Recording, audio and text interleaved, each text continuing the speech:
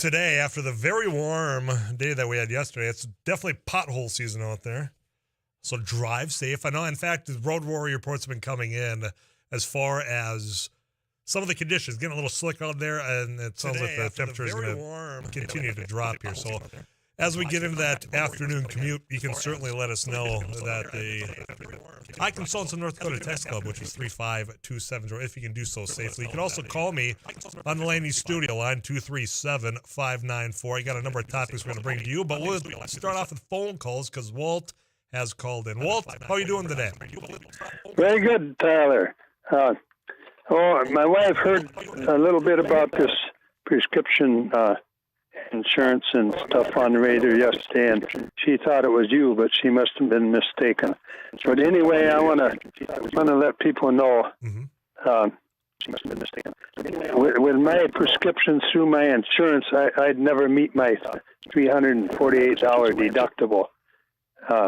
So my insurance guy said I should take the cheapest plan they have because I'm a senior citizen and you're required to have it or you get penalized. So I pay $7 and something a month. And like yesterday, I had a prescription, and CVS is one of their preferred pharmacies, and I don't understand this. I call around and get the cash price on it. CVS on this prescription yesterday was $89.99 for one bottle. Jeez. Well, and Walt, and go ahead. And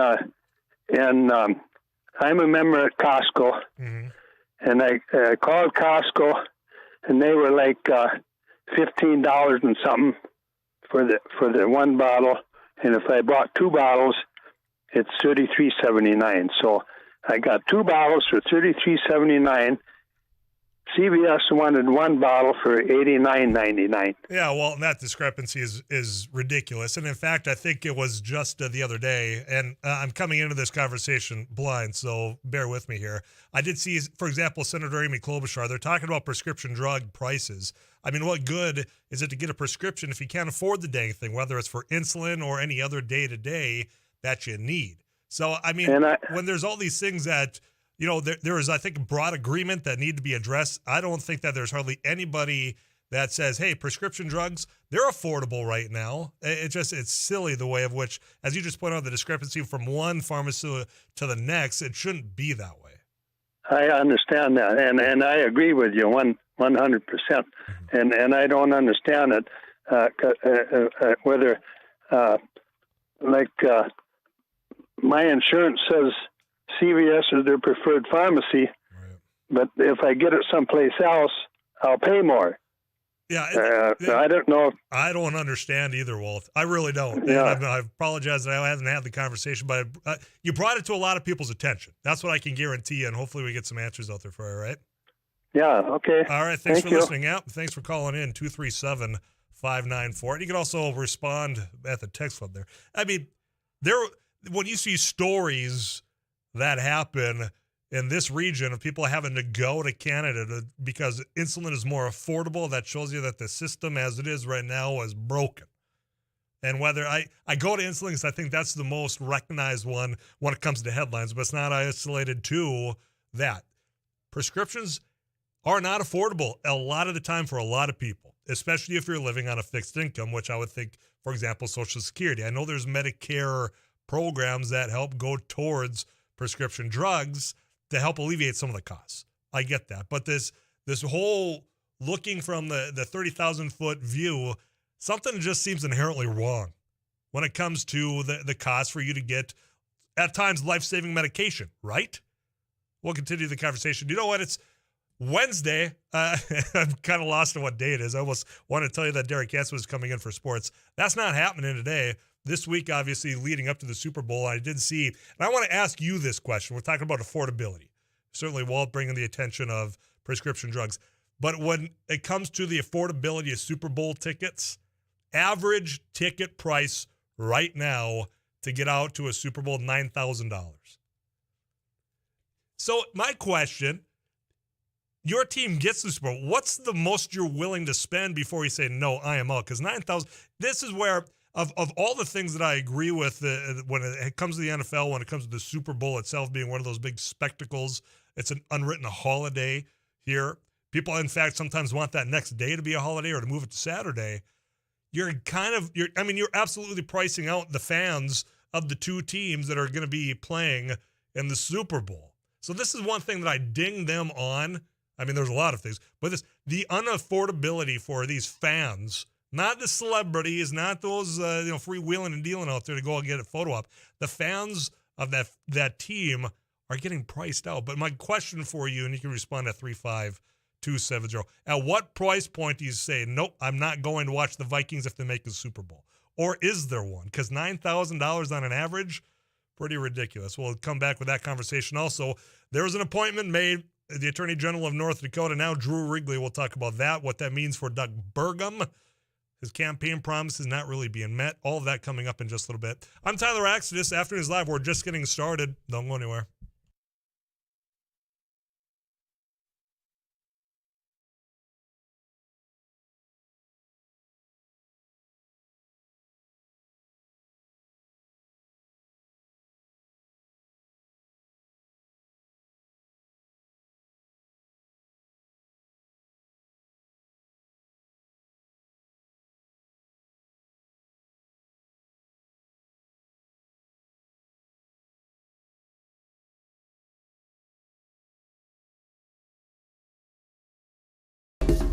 Thanks for watching News and Views on YouTube. Don't forget to subscribe and like our page, and send us a text anytime at 35270.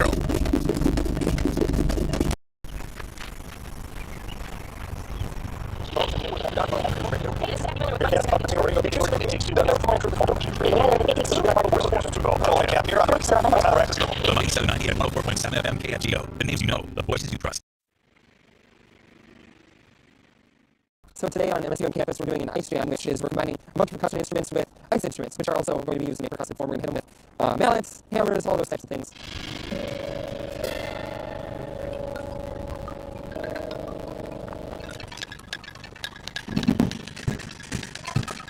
Today's all improv, so we're all just kind of working with ideas that we just kind of think of as we go and kind of play off each other, and it's fun to collaborate, but also have a sense of individuality. Well, we're doing a food giveaway event to the community. A lot of people are facing food insecurity at this time.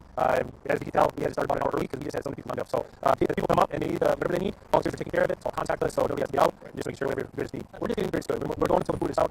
If people are coming in, if we need 2 boxes and 2 gallons of milk, that's what we're giving. We don't want to leave anybody out. I was in the hospital and I saw a flyer on the wall. And all the nurses were talking about taking people down there to get food and stuff. I got out last night. I said, I'm going to do this. When I came from Williston here, I lived on these streets for 3 years, carrying. That's what this is. So I see it. It's very helpful. I think it's going to be very helpful because I know people are doing without. I think it's really remarkable how much need there is out there. Like I said, we were going to start at noon, but we had so many people lined up. We started at 11, and volunteers have been working our tail off since 10. I'm thankful for that. I think this shows that there is some huge needs in the community, and that's something we have to address.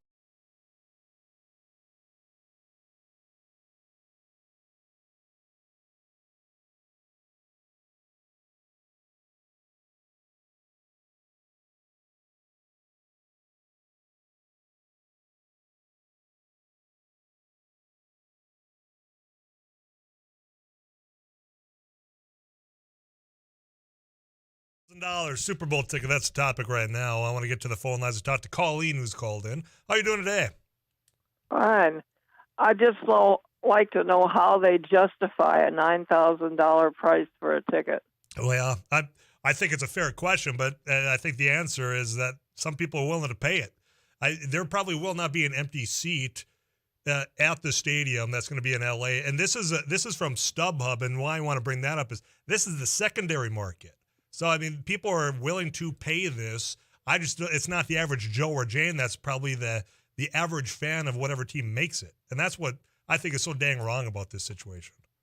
Yes, it really is. I mean, what is this? Just man's inhumanity to man, or the almighty dollar, or what? Yeah, I don't know. Colin, I bet you if you were to ask somebody out there that was part of the stadium, they couldn't justify it except for, well, people are willing to pay for it, so I guess we'll take the buck. I mean, that's what it comes down to. Yeah, that's the trouble. I'm just telling you, I don't know. Yeah. Thank you for taking my call. No, thanks for calling in. It's that simple. The Laney studio line is 237-5948. I mean, for me, I'm a Panthers guy. Many of you listen to me are Packers fans, Vikings fans. Would you pay Minnesota? They get to the Super Bowl next year. Inflation, so let's say $10,000 average ticket price next year. I don't know. I forget where the Super Bowl is supposed to be next year. It doesn't. I think it's Vegas next year, which could make the ticket prices go even higher than Los Angeles. Yeah, because you imagine all the people going to Vegas to watch the Super Bowl and then betting on there are people betting anyway. But could you justify spending that $10,000, or we'll just stick with 9 because that's what it has, right? Average price of $9,000 to go watch the Vikings in the Super Bowl? I don't think there are so few average Joes out there working at 9 to 5, or if you're out truck driving or you're in a shop at Quonset right now, you can't justify that, can you?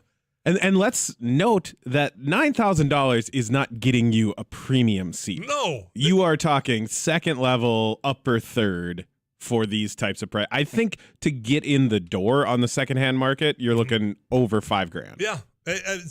And to his credit, I think it was Chad Johnson or Chad Ochocinco. I think he still goes by that, doesn't he? Yeah, sure. Why not? Yeah, former Bengals player, in fact, calling this out as a former player, saying, look, this is not something that an average fan can go partake in. So I give him credit, saying, look, you think about those fans that they don't give up Sundays because, I mean, look, you schedule at times to go watch your team.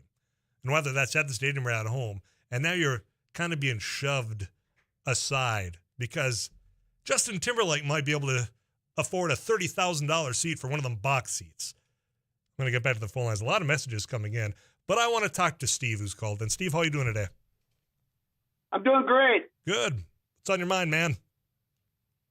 I would absolutely pay $10,000 to see the Vikings in a Super Bowl. You would?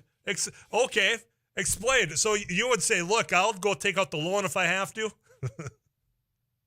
No, I'm saying I've been a Viking. I'm 68 years old. Okay. And sorry. I've seen them lose all my life. Nothing stopping Steve from getting to the Super Bowl to watch the Vikings. That's what I'm hearing? Bucket list. Yeah. Absolutely. But Steve, what happens if this is loss number 5 in the Super Bowl? Well, how do you feel about that? He's still there. I'll still be crushed, but Steve, thanks. Hey, I said, call in, tell me if the Vikings go to the Super Bowl, would you spend 10? Steve says, look, it's Buckley. There is nothing that's stopping Steve. Any dollar amount, he says, I'll figure it out. I'm getting there.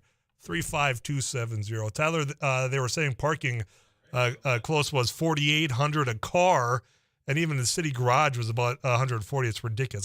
The pricing is so dang ridiculous. No question there. I wish I would have checked to see what the tickets were going for at U.S. Bank, because it wasn't very long ago in which U.S. Bank held the Super Bowl down in Minneapolis, and that's my little hint to Eric to pull up that stat. In the meantime, I'm going to get to Dean. Dean, thanks for calling in. How are you this Wednesday?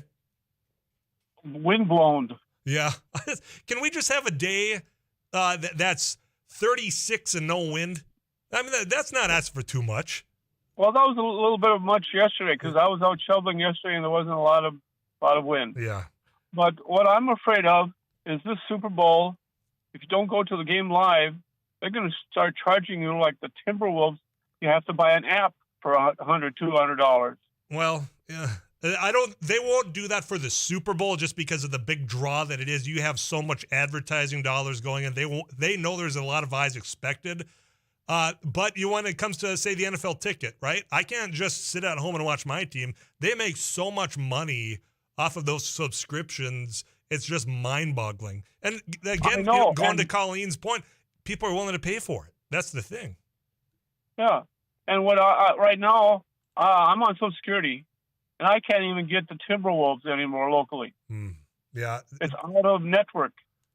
Yeah, Dina, that's especially if you obviously you're within the sound of my voice, so this is the region for the Timberwolves, and the fact that you can't get it. Here's what I can tell you: if you listen to KFGO tonight, 8:30, Timberwolves tip off. They're at Sacramento taking on the Kings. You can listen to them at least right here, Dean. Right. Yeah.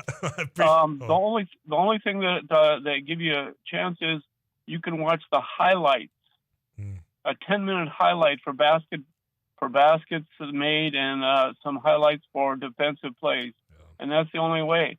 Yeah. Right now, it's like $69 a month. Well, Dean, I know Dean right here, KFGO is free for you, so I would encourage you. 8:30 is when you can listen to the tip-off. Appreciate the phone call. A lot of messages in at 35270. I couldn't justify it because you spend that much money on a really nice vacation somewhere. So we're talking about tickets on the secondhand market. I found a story that said tickets face value at US Bank Stadium for the Super Bowl 52. Yeah.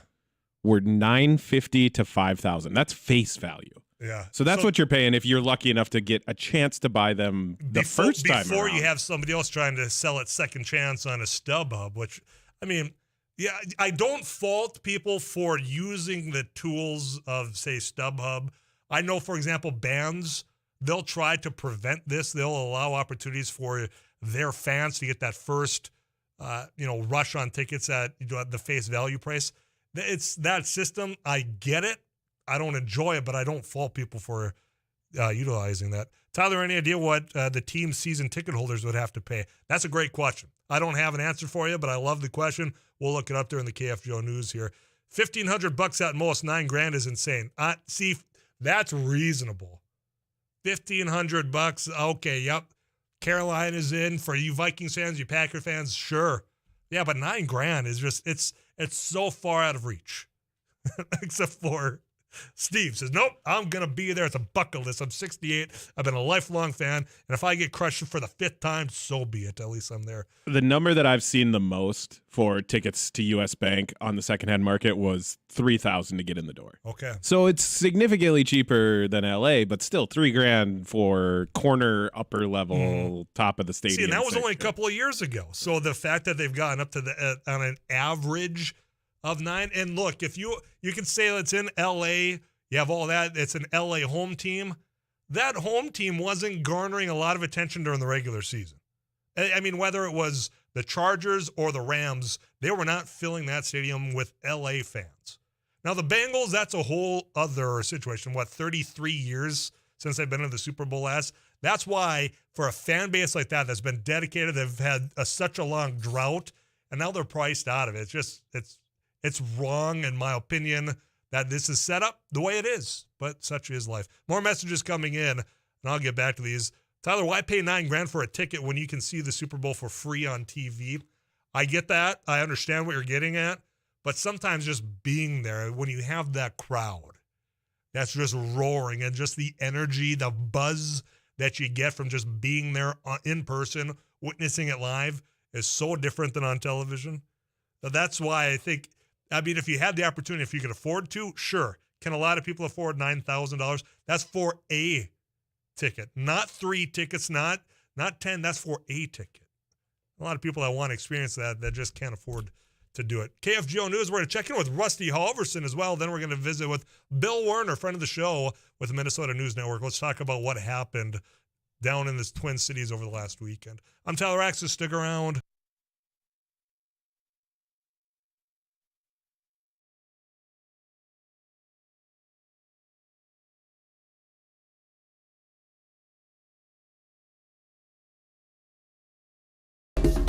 Thanks for watching News and Views on YouTube. Don't forget to subscribe and like our page. And send us a text anytime at 35270.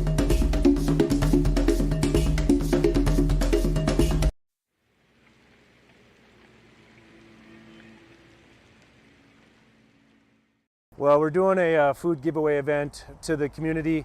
A lot of people are facing food insecurity at this time. As we can tell, we had to start about an hour early because we just had so many people lined up. So as people come up and they need whatever they need, volunteers are taking care of it. It's all contactless, so nobody has to get out, and just making sure whatever the greatest need. We're just getting the greatest good. We're going until the food is out. As people are coming in, if they need 2 boxes and 2 gallons of milk, that's what we're giving. We don't want to leave anybody out. I was in the hospital, and I saw a flyer on the wall. And all the nurses were talking about taking people down there to get food and stuff. I got out last night, got out of the hospital last night, and I said, man, I'm going to do this. When I came from Williston here, I lived on these streets for 3 years, caring. And that's what this is. You know, that's the way I see it. Very helpful. I think it's going to be very helpful because I know people that are doing without. I think it's truly remarkable how much need there is out there. Like I said, we were going to start at noon, but we had so many people lined up. We started at 11, and volunteers have been working their tail off since then. I'm thankful for that. I think this shows that there is some huge needs in the community, and we got some things we got to address.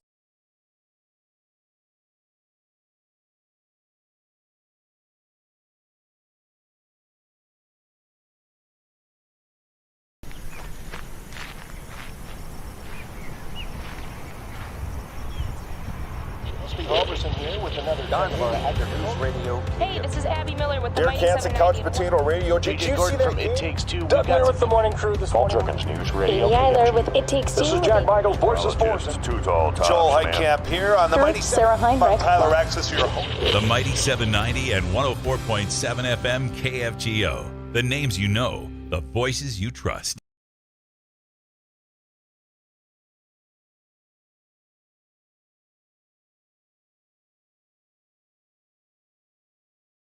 So today on MSUM campus we're doing an ice jam, which is we're combining a bunch of percussion instruments with ice instruments, which are also going to be used in a percussive form. We're going to hit them with mallets, hammers, all those types of things.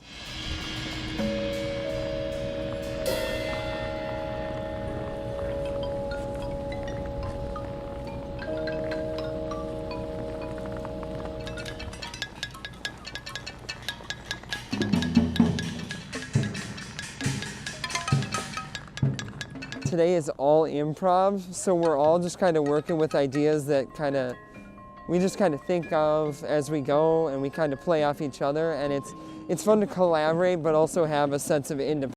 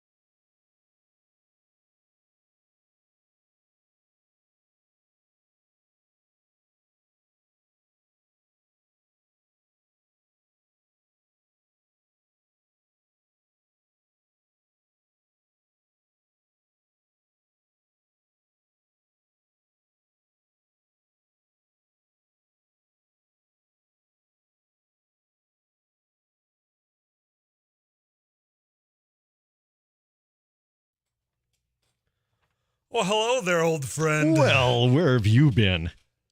Sitting on my couch. Okay. Or going for a country cruise. Okay. Made it up to an establishment up north. Listeners loved it. I want to thank them for super. Yeah, I was up on the Happy Trails. Oh. Yeah, that's a neat little place. You finally made it up to the Happy made it Trails. on up. I've been telling Tyler to go there for a couple years now. Uh-huh. Well, guess what? We did. Okay. Did you put in an offer on one of the beer signs in the back? I went home with 2 of said signs in the back. Really? Spuds McKenzie being one of them. Oh. Yeah. So I want to, Spuds McKenzie, man. That's going back a while. So thanks to Craig and Vicky up there. It was a fun time. So that's what I've been doing, nothing. And it's been everything I thought it was going to be. I wonder if Spuds McKenzie, is that little pooch no longer with us? I would imagine that. That was an early 90s ad campaign. He'd be a pretty... That would be a Guinness record of some point, but now that's a different type beer. So anyway, you've been busy. I know. I've been listening. You've been all over the place. So was Ag Secretary Tom Vilsack. Yeah, he was. Secretary Vilsack this week announcing a new effort, Tyler, to address climate change and agriculture. He was in Missouri for an announcement.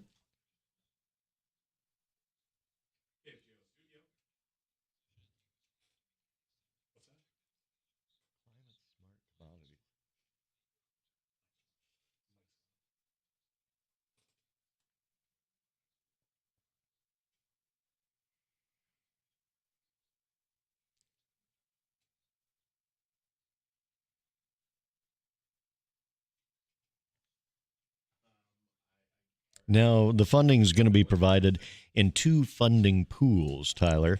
Grants.gov, the April 8th deadline. The first funding pool's proposals from $5 million to $100 million.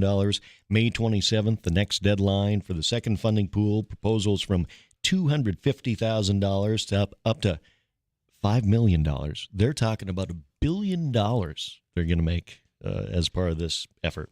Billion, where a lot of things are coming down with a B now when it comes to these programs, but yep. Everything's more expensive. We're all aware of that. Yep, USDA.gov. If you want to read more of the story, KFGO.com under the Agriculture tab, more details there. But climate smart commodities, Tyler, I think it's going to be a topic as we write this new farm bill. It's going to be a topic you and I are going to talk a lot more about. So remember that, climate smart commodities. Rolls right off the tongue. Climate smart commodities. All right. Correct. Well, I'm going to write that down. Climate smart commodities. Yep. I think they're all tired of hearing us repeat that. Climate smart? Yeah.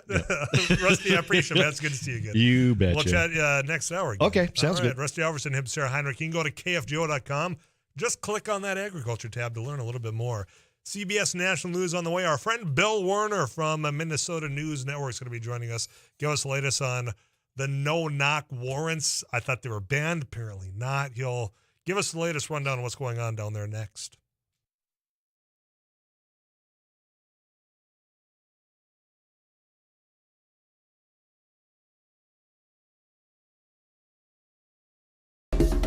Thanks for watching News and Views on YouTube. Don't forget to subscribe and like our page, and send us a text anytime at 35270.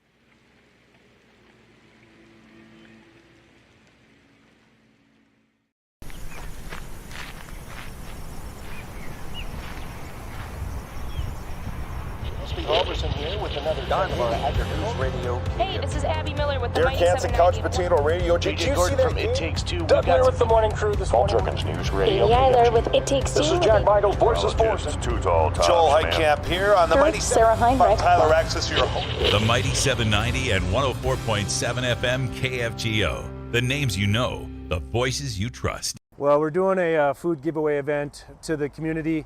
A lot of people are facing food insecurity at this time. as we can tell, we had to start about an hour early because we just had so many people lined up. So as people come up and they need whatever they need, volunteers are taking care of it. It's all contactless, so nobody has to get out, and just making sure whatever the greatest need. We're just getting the greatest good. When we're going until the food is out. As people are coming in, if they need 2 boxes and 2 gallons of milk, that's what we're giving. We don't want to leave anybody out. I was in the hospital, and I saw a flyer on the wall. And all the nurses were talking about taking people down there to get food and stuff. I got out last night. Got out of the hospital last night, and I said, man, I'm going to do this. When I came from Williston here, I lived on these streets for 3 years, caring. And that's what this is. That's the way I see it. Very helpful. I think it's going to be very helpful because I know people that are doing without. I think it's truly remarkable how much need there is out there. Like I said, we were going to start at noon, but we had so many people lined up. We started at 11, and volunteers have been working their tail off since then. I'm thankful for that. I think this shows that there is some huge needs in the community, and we got some things we got to address.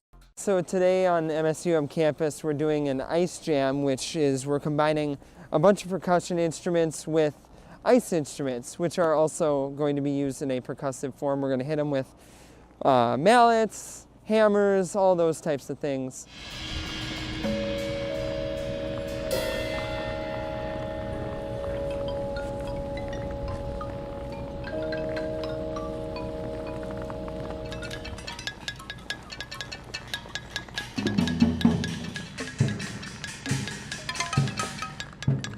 Today is all improv, so we're all just kind of working with ideas that we just kind of think of as we go, and we kind of play off each other, and it's fun to collaborate but also have a sense of independence.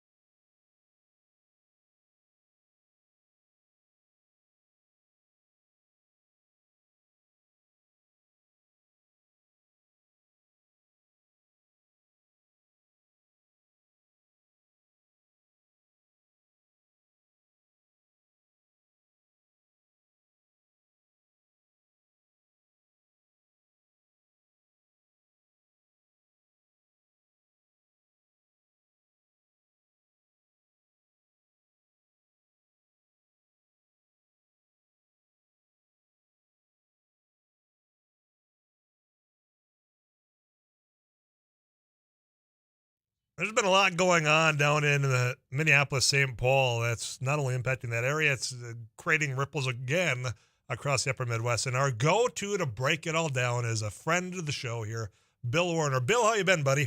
Hey, busy, Tyler. Yes. If you know what I mean. Yeah, it's the legislature's back in session, but then we've had obviously another situation where we have had a police shooting of an individual, a fatal shooting, and that has stirred a lot up politically and otherwise. Yeah, well, and let's start there, and we'll wrap up with the legislative session. You have Amir Locke being shot in his own apartment. No-knock policy that we thought was quite frankly banned is, I think, the way that Jacob Fry as mayor declared last November, saying, look, we're not doing this anymore. It's banned. And then to have a no-knock warrant issued, you break in, the guy's sleeping, grabs his legally owned firearm to protect himself and his property because he doesn't know who's coming through the door, ends up getting shot and killed. What's the climate down there? Yeah, I mean, I think you framed it up real well. The members of the black community here are saying, here's just another example of a black man shot by police. Executed is the word that some are using. The mayor of Minneapolis, Jacob Fry, has taken quite a bit of heat for, and he acknowledged a day or so ago some imprecision, as it were, in his statement of the situation, in that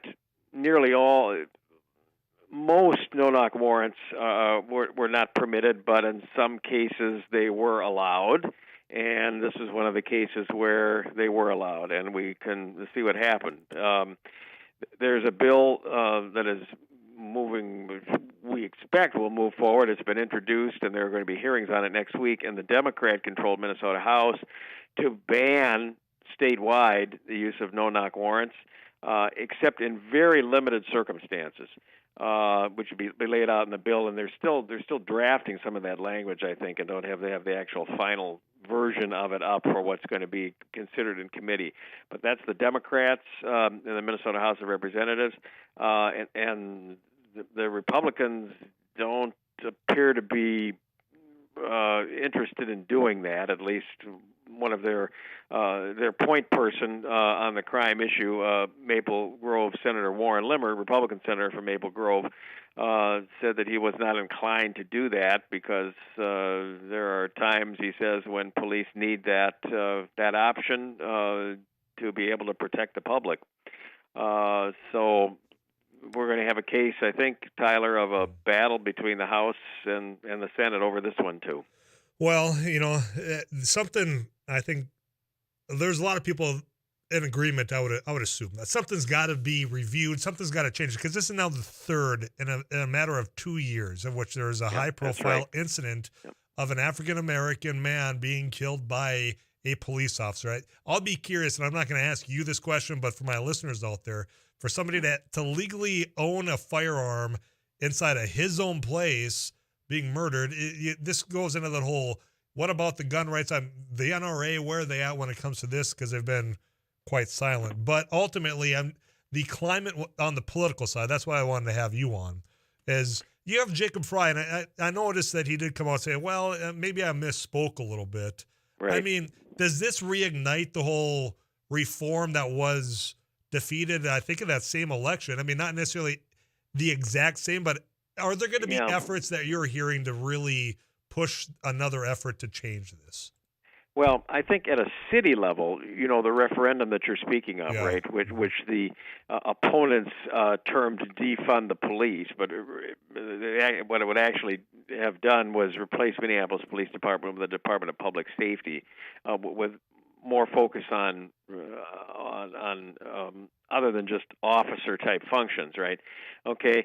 Well, if that happens again, I don't hear any rumblings to that effect, but it does, as you suggest, reignite the debate on police accountability / reform at the Minnesota legislature. And again, Tyler, there's diametric. The Republicans and the Democrats are on quite opposite sides of this issue. The Republicans say, hey, we've got a crime wave, serious crime problem, and the first thing we need to do is to get more officers on the streets, support the police to get that under control. Then we can maybe look at some other measures. Democrats are looking at it from a different perspective. They say, well, yes, we will support the police, certainly, and give them adequate funding. However, if we don't do these reforms also, then it's all for naught. We just have more of these incidents, such as the three you referred to in the last couple of years. Now, they're all quite different in how they were precipitated, right, and what police regulations and procedures and protocols are involved. But the Democrats say this just highlights the circumstance where the situation is really not being handled the way it should be in terms of police protocols, operations, and accountability.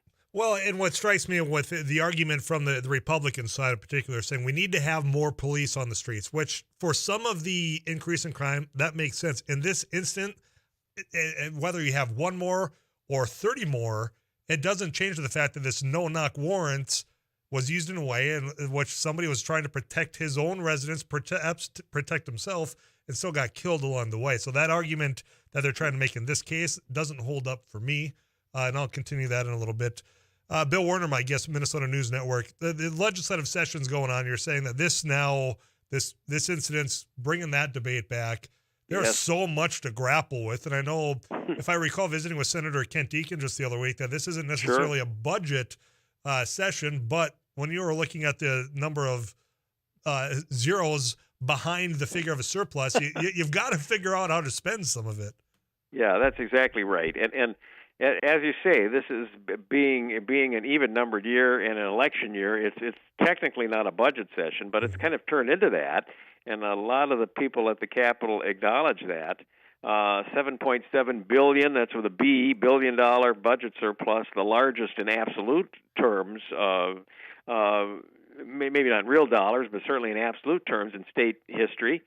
And it looks like, well, we're going to get another economic forecast out at the end of this month, the end of February or early March, and it looks like that's going, like most people are thinking that surplus may even grow. So then you have a situation, how to use that? Well, you have the traditional argument, the perennial argument between Republicans and Democrats. Republicans are basically saying, give it back, give a lot of it back. Democrats are saying, we will give some of it back, but not to rich people like what Republicans want to give it to, along with the middle income and the poor people, okay? Mm-hmm. And they are saying, Democrats are saying we'll give some of it back. However, Minnesotans want investments and other deferred investments, education, infrastructure, some other basic programs like that. And so, this is a budget session kind of a debate that's going on in a non-budget year. And the crucial difference here, Tyler, in terms of any resolution of this, is that since it's not a budget year, we don't have the end of the fiscal year on July 1st and state government shutdown if they do not reach agreement. We do not have that situation this time. So there are some observers who are saying, I'll bet they're going to leave quite a bit uncommitted, what is called in the Capitol parlance on the bottom line. We're going to have to see. It's a very interesting set of circumstances. Some of the arguments are the same old song and dance. What I'm hearing. That's right. That's right. I'm curious, and I just got just a little bit of time left. In fact, I probably have very little here. But there's been a lot of talk over the last 2 years about, or at least the last year, give those frontline workers money. They were out there. Yeah, there's been a lot of talk of that. Yeah. There's my question. Have they gotten any closer as far as a dollar amount or who is qualified, or are they still miles apart? It's interesting that you mentioned, because as I'm listening to a hearing right now on that very topic, and what we're seeing linkage of a couple of issues. We're seeing linkage of the frontline worker COVID bonuses with something else, which is backfilling or replenishing the state's unemployment insurance trust fund that was depleted by COVID. And the Republicans say you have to do that or businesses are going to get a big tax increase.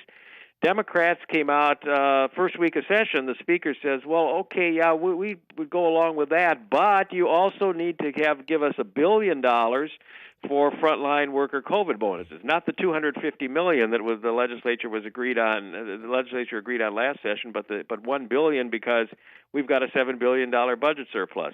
So, Tyler, you can see what's happening here again. This thing got wrapped around the axle in a really exquisite way last legislative session. And we'll see if it gets wrapped that way this time too. But there's some horse trading that's going on big time. Well, and Bill, I could have this conversation all day to break down even more details, but I'm out of time. It was good to catch up, but I'll tell you what, maybe we'll do it again soon. Good talking to you all. You as well. You take care. All right. Okay, you too. All right, thanks. Bill Warner, friend of the show, Minnesota News Network. I got to get you a weather update from Tooth Tall Tom. Your thoughts coming in at 35270. You got it locked into KFGO.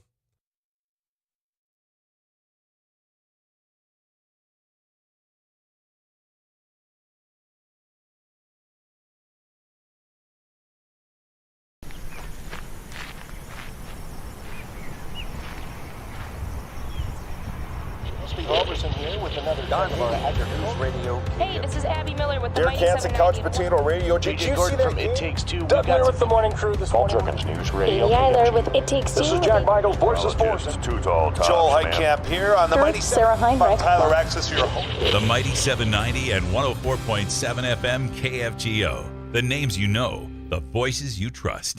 So today on the MSUM campus, we're doing an ice jam, which is we're combining a bunch of percussion instruments with ice instruments, which are also going to be used in a percussive form. We're going to hit them with mallets, hammers, all those types of things.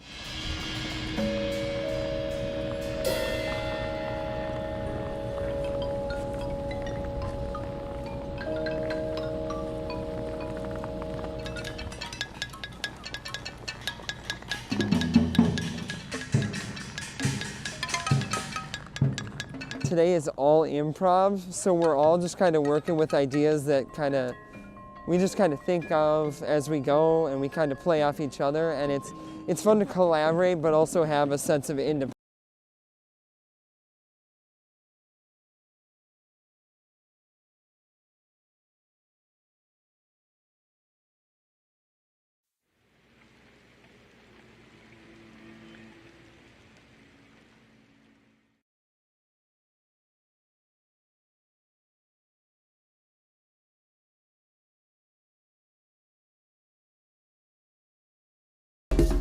Thanks for watching News and Views on YouTube. Don't forget to subscribe and like our page, and send us a text anytime at 35270. Well, we're doing a food giveaway event to the community. A lot of people are facing food insecurity at this time. As we can tell, we had to start about an hour early because we just had so many people lined up. So as people come up and they need whatever they need, volunteers are taking care of it. It's all contactless, so nobody has to get out. It's removed from the top of the hour, CBS National Headlines, and we'll check back in with Paul Juergens in that KFGO News Center.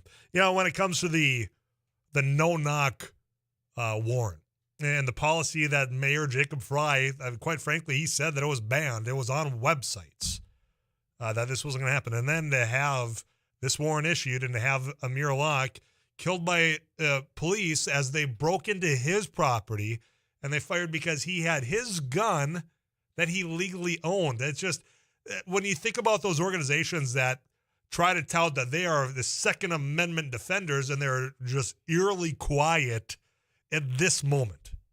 I mean, you know my feelings towards the NRA. Generally, if you just listen regularly, I'm a gun owner. I don't think the NRA does a lot of service to what I think they originally meant for. But these are the moments in which they are very vocal most of the time, but not now. I mean, he was in his own place with his own firearm.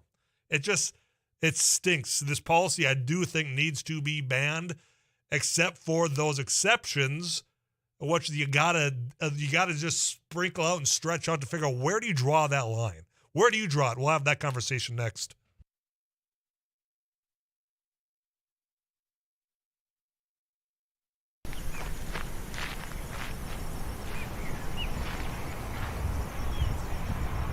Robertson here with another News Radio. Hey, this is Abby Miller with the Derek Hansen, Couch Potato Radio. Did you see that from It Takes Two? Doug Miller with the morning crew this morning. Jerkins News Radio. Amy Eiler with It Takes Two. This is Jack Michaels, Voices Forces. Joel Heitkamp here on the Mighty Sarah Heinrich. Tyler Axis, your host. The Mighty 790 and 104.7 FM KFGO. The names you know, the voices you trust. Thanks for watching News and Views on YouTube. Don't forget to subscribe and like our page, and send us a text anytime at 35270.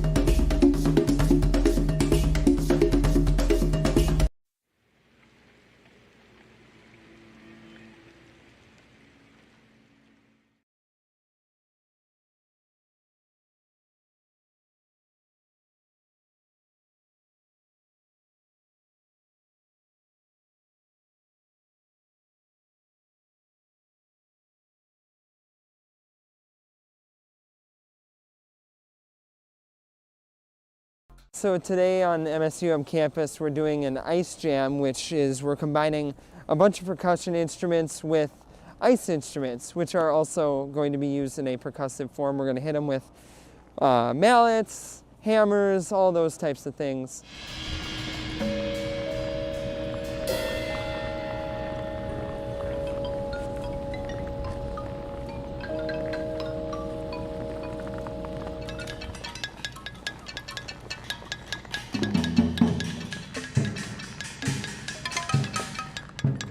Today is all improv, so we're all just kind of working with ideas that we just kind of think of as we go, and we kind of play off each other, and it's fun to collaborate but also have a sense of independence.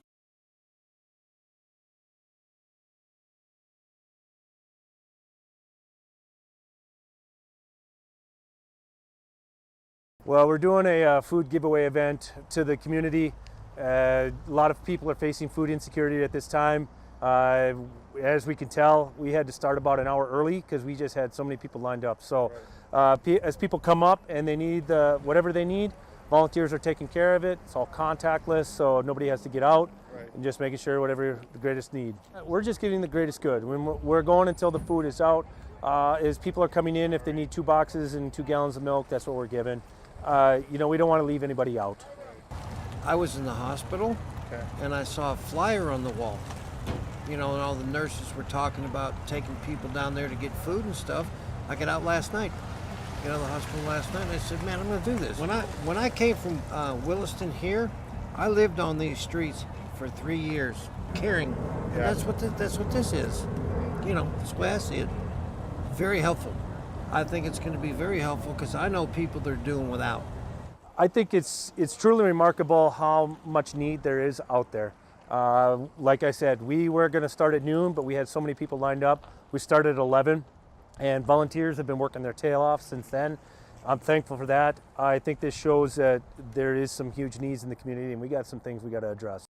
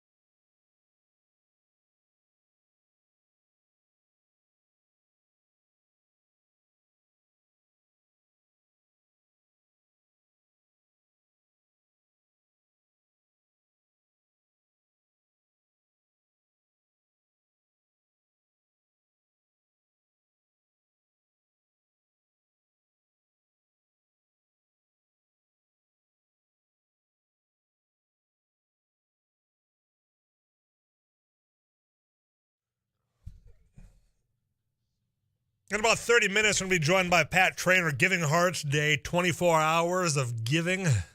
That's tomorrow. I'm going to be over there encouraging you to find those nonprofits to donate for. I think this is the 15th year. Curious if they ever imagined in year one what it would grow to be. We'll ask him about that and remind you how the variety of ways you can donate. This message comes in, 35270, and I think I got to clear a couple of things up. Tyler, here's my question. How come we haven't heard anything from the left about how a 17-year-old could possibly purchase a gun legally or the poor parental choices by the parents of allowing him to buy the gun. Seems to be a different narrative this time. Those are wrong facts, though. What happened here is the 17-year-old that you're alluding to was the cousin that the warrant was issued for. That was not Amir Locke. So Amir Locke, who was fatally shot, was 22 years old, legally had his gun, and they had the warrant for his place to go in. So he, 22-year-old Amir Locke, was legally owning that firearm. The 17-year-old, I think that's where the confusion comes in, was the cousin. That was what the warrant was issued for. We'll continue the conversation right after this KFGO News.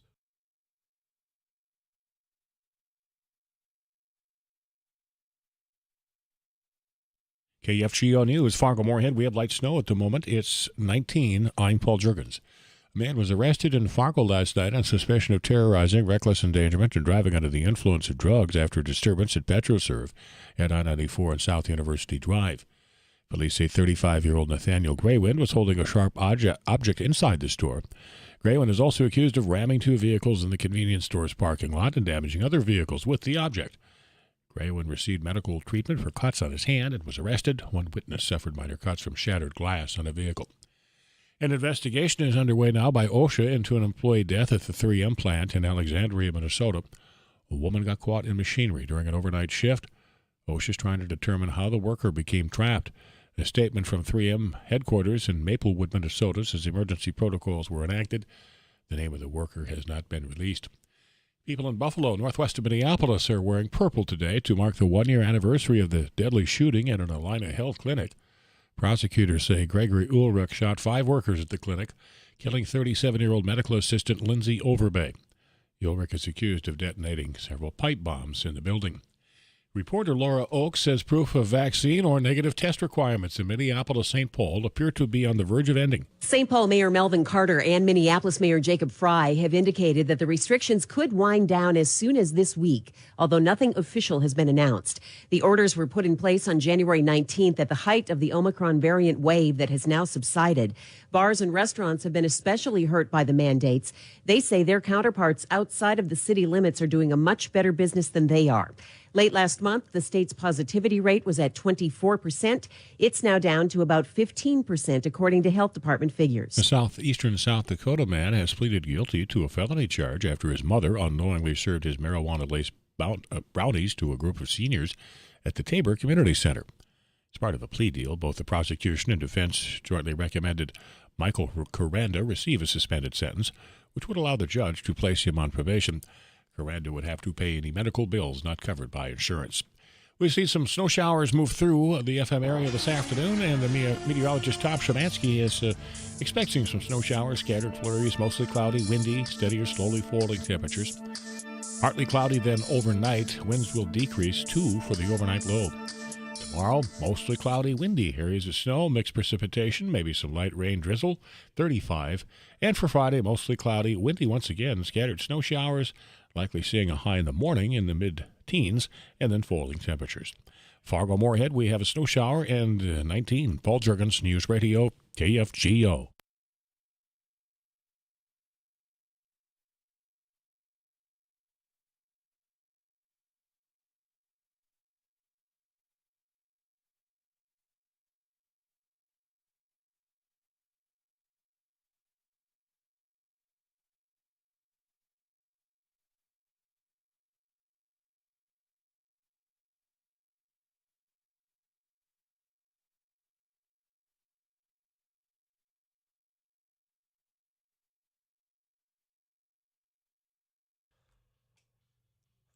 Hour number 2 of Afternoons Live just getting underway. It's 3:10 on a Wednesday. Thanks for keeping it locked in. I'm Tyler Axis, your host. Eric Johnson, our producer. If you're just joining us, we had Bill Werner on, our friend down in Minnesota News Network, just giving the latest of what's going on, and including the whole no-knock warrants policy that the mayor of Minneapolis certainly alluded to the fact that it was banned. Well, clearly not, because another individual, Amir Locke, 22 years old, was shot and killed by police as they executed the no-knock warrant. And people are, I think getting the 17-year-old, because it was a 17-year-old cousin, that the affidavit that comes out after the fact, that's where the warrant was issued for him, the 17-year-old. And, of course, I'm trying to find his name. But he had a criminal. There's a reason why a judge said, here's a warrant, go get him. But when it comes to this incident, there's people. Tyler, do we know anything about this guy except that he is black? It just seems odd to be that a law-abiding citizen would be sleeping on his couch with a weapon, and the police are knocking on his door. See, but here's how many of you listening to me right now have a loaded gun in your bedroom? And if you have somebody kicking down your door, waking you from a sleep, what would be in that delirious state because you're just waking up from a sleep? I mean, there's a reason why you have that near your bed, right? So I'm saying there are people in that do this on a regular basis nightly in their bedrooms. I don't know why the living room aspect would change anything, but I think, as somebody else says, this is very unfortunate all around, and that's the way they ended it is accurate. It is unfortunate, but how do you stop it? I mean, one is by banning this as a used form of warrant. And I know I've got law enforcement listening or ex-law enforcement listening. And I would love to hear the moments which, that's why we don't want to ban this as a tool in our toolbox. To be able to show up, do the no-knock, and once we come in, we can shout, hey, it's the police. Explain it. 35270 is the iConsultants of North Dakota Text Club. And, of course, the Laney studio line is 237-5948. And when I bring up places like the NRA, that they would be perhaps a poor choice. They'd be up in arms right now. Most of the time in a moment like this, when you've got, the authority coming in, you have a legally owned gun, you're on your own property, you're trying to protect your property yourself, but they're not saying anything. You know why? Because I do think it's because the victim's African American. That seems to be the variable here of why they haven't really stuck out and said, hey, that guy legally did this. We're going to try to correct this and prevent it from happening again to a legally gun-owning citizen. But they're not. Tyler, Amir was a sitting duck. He had no chance of making it out. Just imagine if he shot back at the police. But, and that's a very real possibility. That could have happened. That's why the execution of this particular measure, this particular way of going in, I think it could have been avoided had the knock come and you say, look, think you're in there, it's the police. And I'm speaking as a talk show host, not somebody who's got a background in law enforcement. I don't want to minimize the risk that these law enforcement officers are taking when they're having to go execute a warrant. It's not, it's not an easy task. But when you have this moment of surprise and you have an individual that wasn't even the subject of the warrant now being the person that's coming face to face with you entering their apartment with your gun drawn, bad things are going to happen. My point is it can be avoided. It can, if you just go away with this no-knock. And that's what people were applauding Jacob Fry for, saying that, look, that was an accomplishment, he said. I banned it. It's not happening anymore.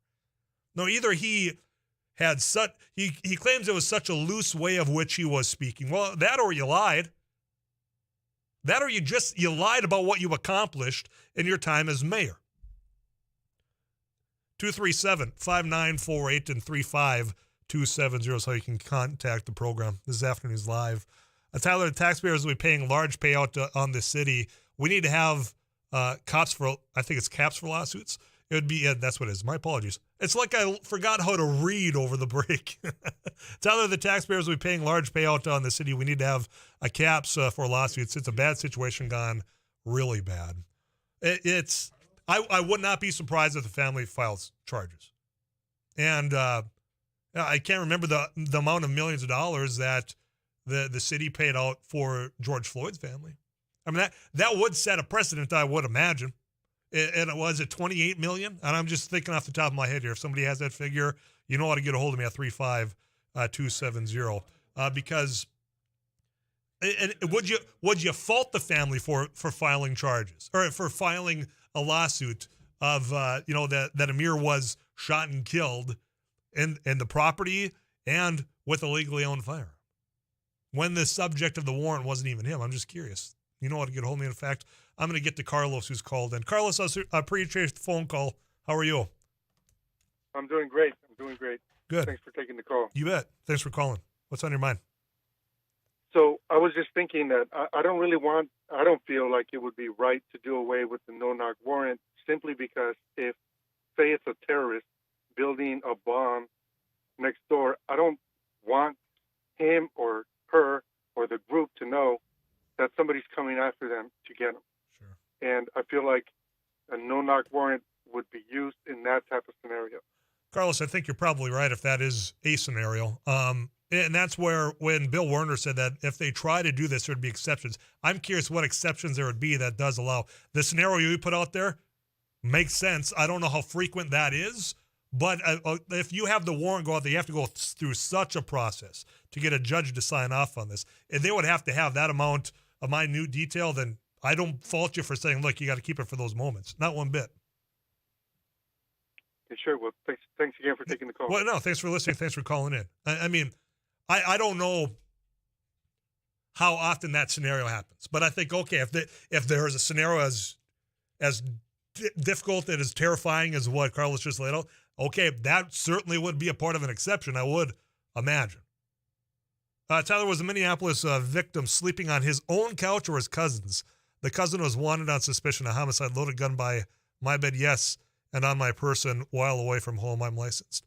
That license part's a whole other conversation. I believe it wasn't his. I will look that up. I'm going to take a quick break here. Tyler, why was he sleeping in a known murderer's house? You have to know at some point this is going to happen. Another one, Tyler, sounds to me like the liberal Democrats just found a job for themselves. Go round up all the people they let out on warrants. They won't come to court, and then maybe the cops won't have to go looking for them. And more messages coming. I'll get back to all those conversations not going anywhere. I'm Tyler Axe. This is Wednesday afternoon. Appreciate all the texts coming in and our phone calls. We'll continue that right after this.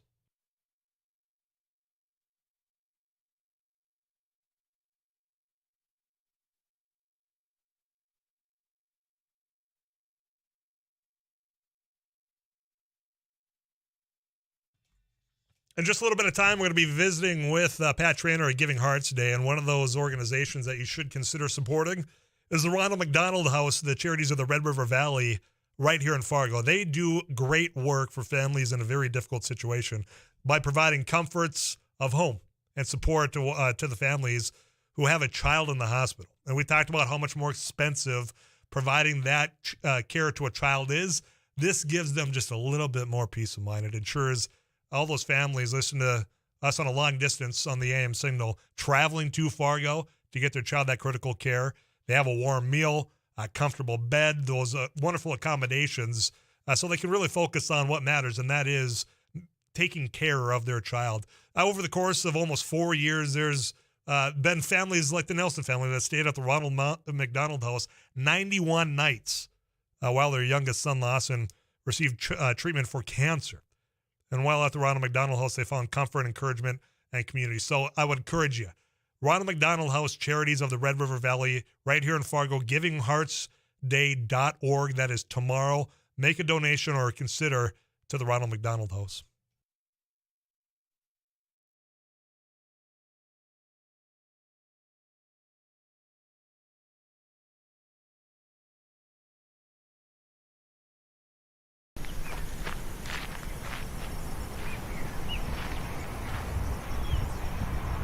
Robertson here with another News Radio. Hey, this is Abby Miller with the Derek Mighty Hansen, Couch Potato Radio. Did you see that? It Takes Two. Doug here with the morning crew this morning. Jerkins News Radio. Katie Eiler with It Takes Two. This is Jack Michaels, Voices Forces. Joel Heitkamp here on the Mighty Sarah Heinrich. Tyler Axis, your host. The Mighty 790 and 104.7 FM KFGO. The names you know, the voices you trust.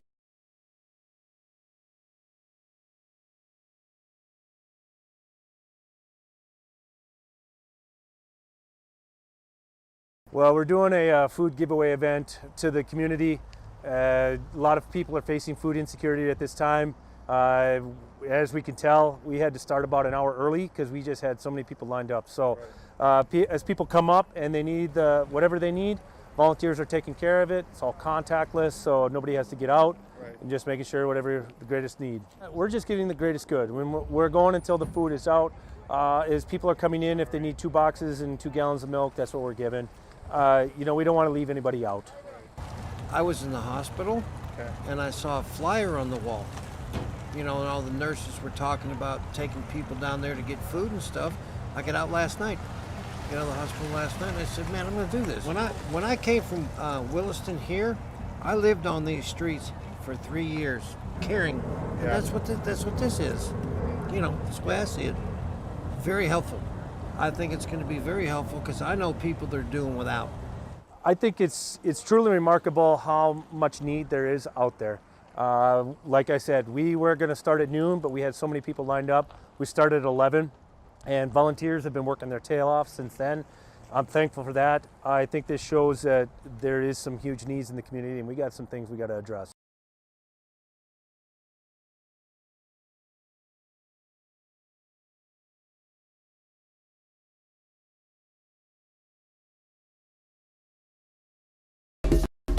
Thanks for watching News and Views on YouTube. Don't forget to subscribe and like our page. And send us a text anytime at 35270.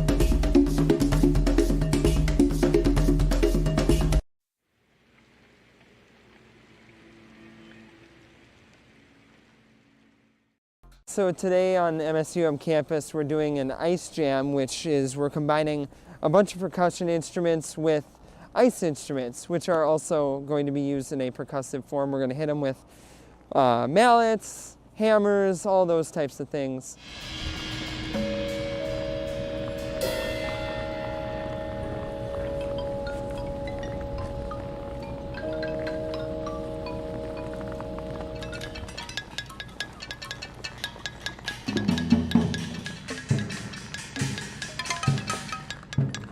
Today is all improv, so we're all just kind of working with ideas that we just kind of think of as we go, and we kind of play off each other, and it's fun to collaborate, but also have a sense of independence. Individual asking about which apartment, was it the suspects or was it Amira Locke's? And what the affidavit says is they knew about 3 locations of which Speed, who is the 17-year-old, last name Speed, had been associated with. This was one of the apartments. And they did find one of his jackets, the suspect's jackets, in that apartment. He was not at that apartment. They did later arrest him. This was Amir Locke's apartment, the 22-year-old that was fatally shot by police. So that I want to clarify that just because you were asking about it. And according to an article I found on Fox 9 out of the cities, that Speed lived in that apartment complex, but not in that specific apartment. Oh, that's and the details that you have to get with all of that for a warrant. I get it. There's layers that need to be obtained. You have to present the evidence. This is why we need this warrant. It's just the process and the execution of the no knock that I think, quite frankly, this is just going to be that next tragedy that's going to spark, yet again, a debate that a lot of people down in the Twin Cities thought was already taken care of. Tyler, look, a very informative article on Minneapolis murder suspect arrested from February 8th by Dino Winter of the Minnesota Reformer. As I read it, the young man killed was at his suspect cousin's brother's girlfriend's apartment. Yeah, it's complicated. 17-year-old suspect lived with his mom in the same building that also had a search warrant for entry. So that's a little bit more detail coming in. Tyler, can't they use common sense? An apartment doesn't have many points to escape from. And if it wasn't the suspect's legal address, they should have knocked but waited to identify themselves. Yeah, it's just about that no knock. It's that tactic of surprise.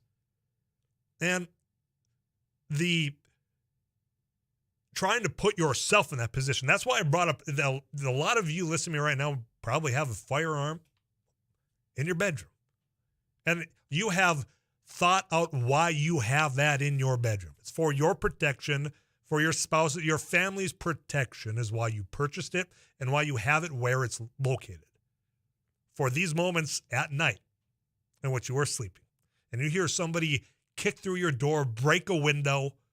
I mean, that is, in essence, what happened. It's just in this case, it happened to be on the other side of that door, law enforcement executing a legal warrant. Then we're just wondering whether or not that warrant should be legal in the way you execute that. Tyler, have you placed yourself in the cop's position? I think I made clear a little bit ago that a warrant of any kind carries a lot of risk. It carries a lot of risk doing it. That's why when I say I wanted to hear, can you draw the line as to where this is justified and the no-knock aspect of it? And the only one that could probably explain that is people who are in law enforcement, because I could only imagine the stress that you are under not knowing what is possibly on the other side of that door on the law enforcement side. This was just a tragic mishap is what it was. And there are things of which, yes, accidents happen, but some of it is preventable. And I think with the whole debate, there's a reason why you had a mayor saying one of the accomplishments was that he banned this use. And people applauded him overwhelmingly, only to find out that wasn't exactly the truth. So certainly something needs to be done, whether that's a city ordinance or, as you just heard from Bill Werner, that you've got to have a state law, have it statewide. I think there are areas for improvement. Can we at least agree upon that? Here's what's coming up. We got Pat Traynor. Givinghearts Day is tomorrow. He's going to let you know how you can start making those donations and what you can do all 24 hours of giving. Got that conversation. Also, it is the second Wednesday of the month already, folks. So that means we are keeping it real with Eric Catch. All your real estate questions, whether that's interest rates, supply, anything, it's all on the table. I'm Tyler Axis. This is Afternoons Live on KFGO.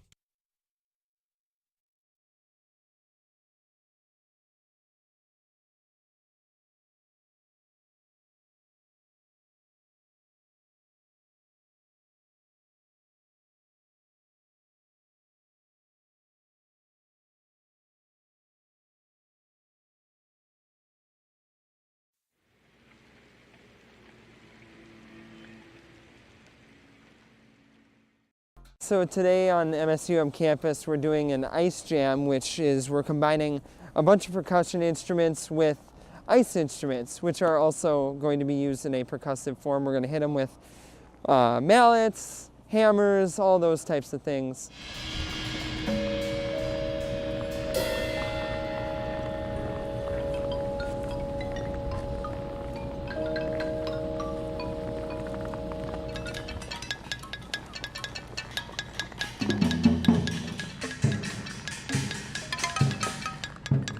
Today is all improv, so we're all just kind of working with ideas that we just kind of think of as we go, and we kind of play off each other, and it's fun to collaborate, but also have a sense of independence.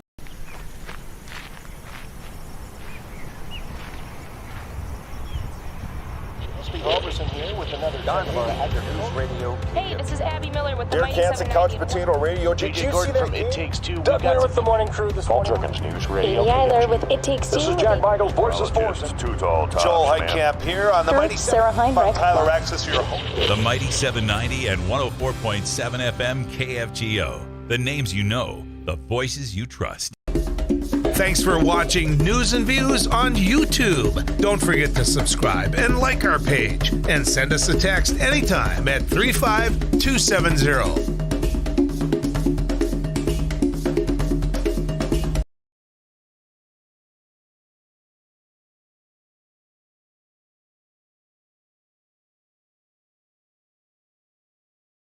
Well, we're doing a food giveaway event. KFGO News, Fargo-Moorhead, mostly cloudy, 19 degrees. I'm Paul Jerkins.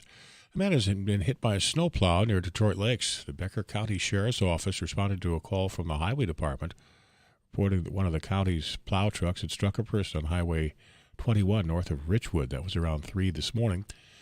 The road was snow and ice covered at the time with strong wind.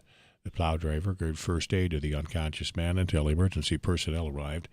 39-year-old Matthew Joel Larson of White Earth was transported to Ascension St. Mary's in Detroit Lakes. The extent of Larson's injuries has not been released. First Lady Jill Biden was in Minnesota today to talk child care and detail how more than $520 million in federal American Rescue Plan money will be used throughout the state.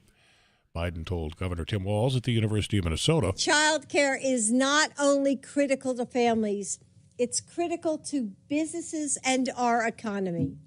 And Joe and I are so grateful for your leadership. Republicans are criticizing the visit. State Republican Party Chairman David Hand says inviting the First Lady to Minnesota at taxpayer expense is an attempt to distract voters from the critical challenges such as public safety. 19 degrees. This is KFGO News.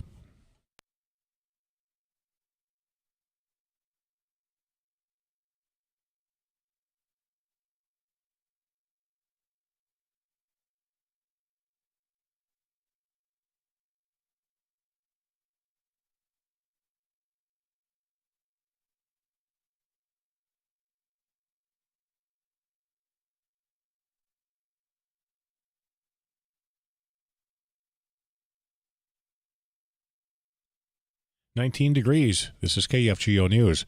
A toxicologist has testified that it was not drug use, heart disease, nor an agitated state that caused George Floyd's death after he was pinned to the pavement by Minneapolis police.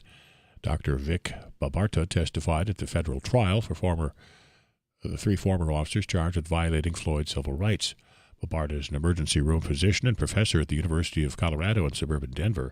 He strengthened the prosecution's contention that Floyd died because of how Officer Derek Chauvin pressed his knee on his neck. He also backed up other experts who have faulted the officers for failing to roll Floyd on his side. The Democratic-controlled Minnesota House wants to use $1 billion of the state's budget surplus to give $667,000 to healthcare workers.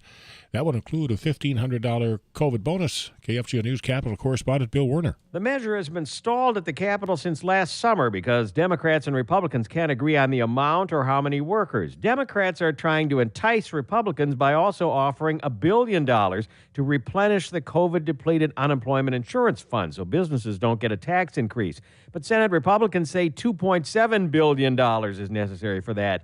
And the Democrats could have approved COVID worker bonuses last fall with the $250 million already approved by the legislature. It got held up, and I hope there's not an appetite by House leadership to hold this up. This is way too important. Prior Lake Senator Eric Pratt. Republicans on a South Dakota Senate committee have rejected a bill that would ban transgender students from using school restrooms that match their gender identity. All but one senator on the 7-member Senate Judiciary Committee voted to reject the bill. They argued that determining transgender students' bathroom access was a policy best left to local school boards. A $250 million gas pipeline in western North Dakota is now online. WBI Energy announced construction and testing were completed for its North Bakken expansion project, transferring natural gas from core production areas near Tioga to the Northern Border Pipeline near Watford City. State Pipeline Authority Director Justin Kringstad says it will also reduce natural gas flaring. Some light snow showers this afternoon. Fargo-Moorhead, we've seen some of that activity on radar. Looks like there's additional light snow in and around the Grand Forks area. Some vehicles leaving Highway 2. State troopers have been responding to those calls in the last hour or so. Still a mostly cloudy and windy afternoon. Fargo-Moorhead temperatures holding nearly steady. Partly cloudy then overnight. 2 for the overnight low. Winds will diminish. Partly cloudy, windy tomorrow. Some snow, mixed precipitation, light rain drizzle. And 35. Friday, mostly cloudy, windy once again, scattered snow showers, and near 15 for the high. Fargo-Moorhead, mostly cloudy, 19 degrees. Paul Juergens, News Radio KFGO.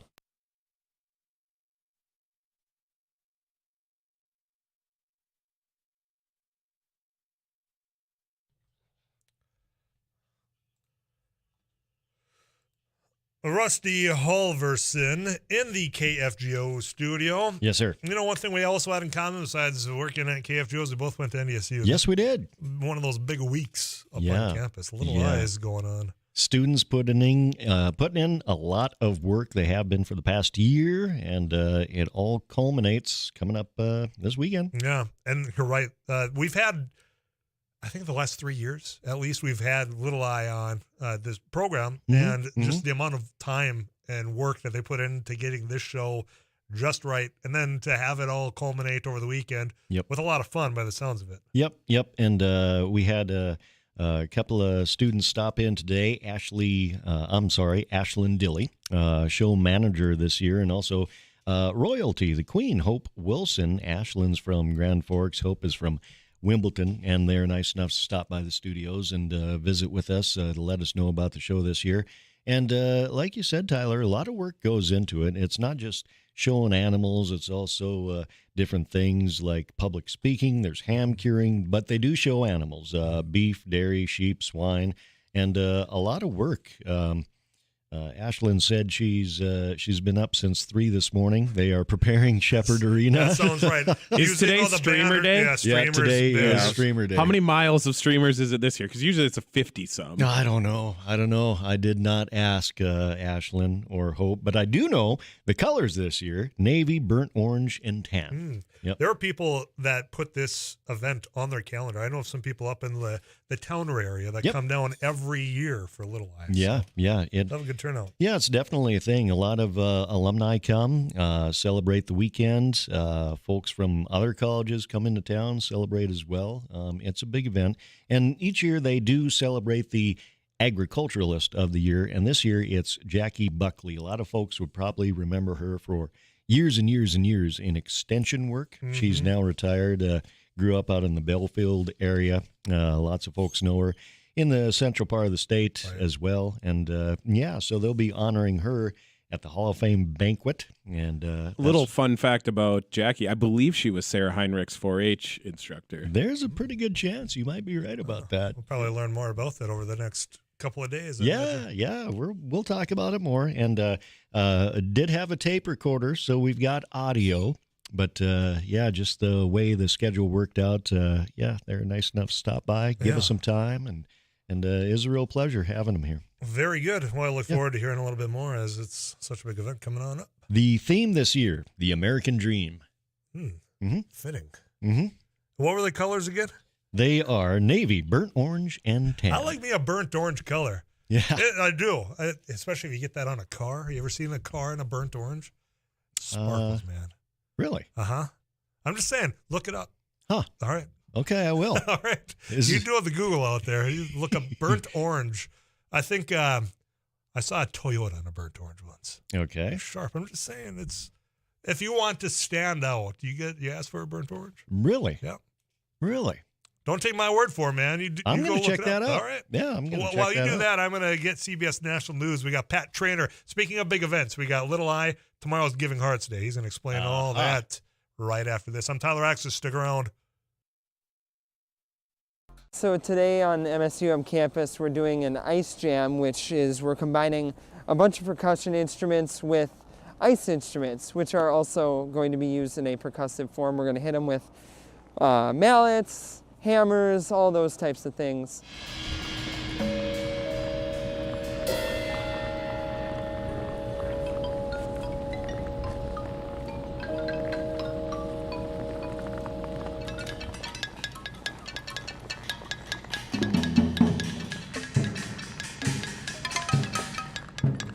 Today is all improv, so we're all just kind of working with ideas that we just kind of think of as we go, and we kind of play off each other, and it's fun to collaborate, but also have a sense of independence.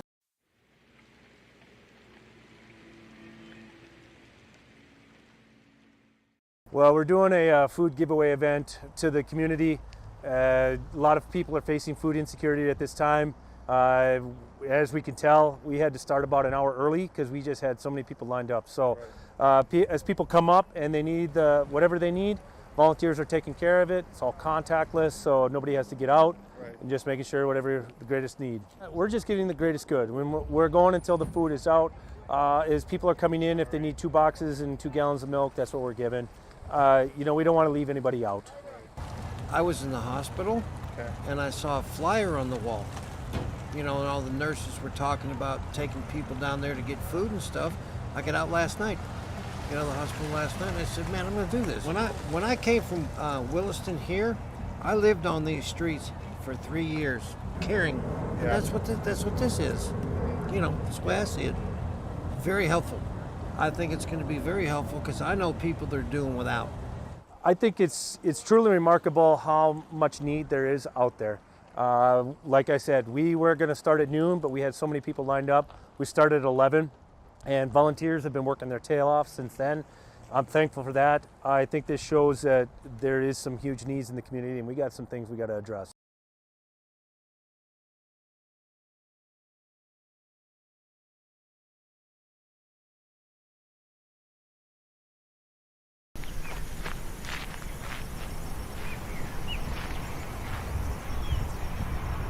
Robertson here with another News Radio. Hey, this is Abby Miller with the Derek Hansen, Couch Potato Radio. Did you see that from It Takes Two? Doug here with the morning crew this morning. Jerkins News Radio. Amy Eiler with It Takes Two. This is Jack Michaels, Voices Forces. Joel Heitkamp here on the Mighty Sarah Heinrich. Tyler Axis, your host. The Mighty 790 and 104.7 FM KFGO. The names you know, the voices you trust.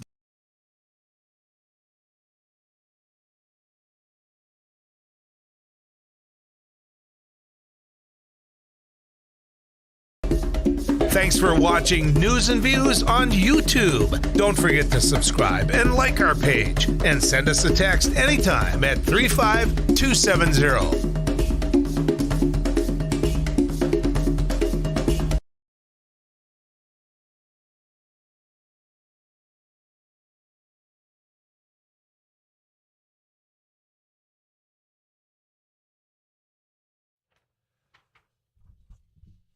Tomorrow is that 24-hour day of giving.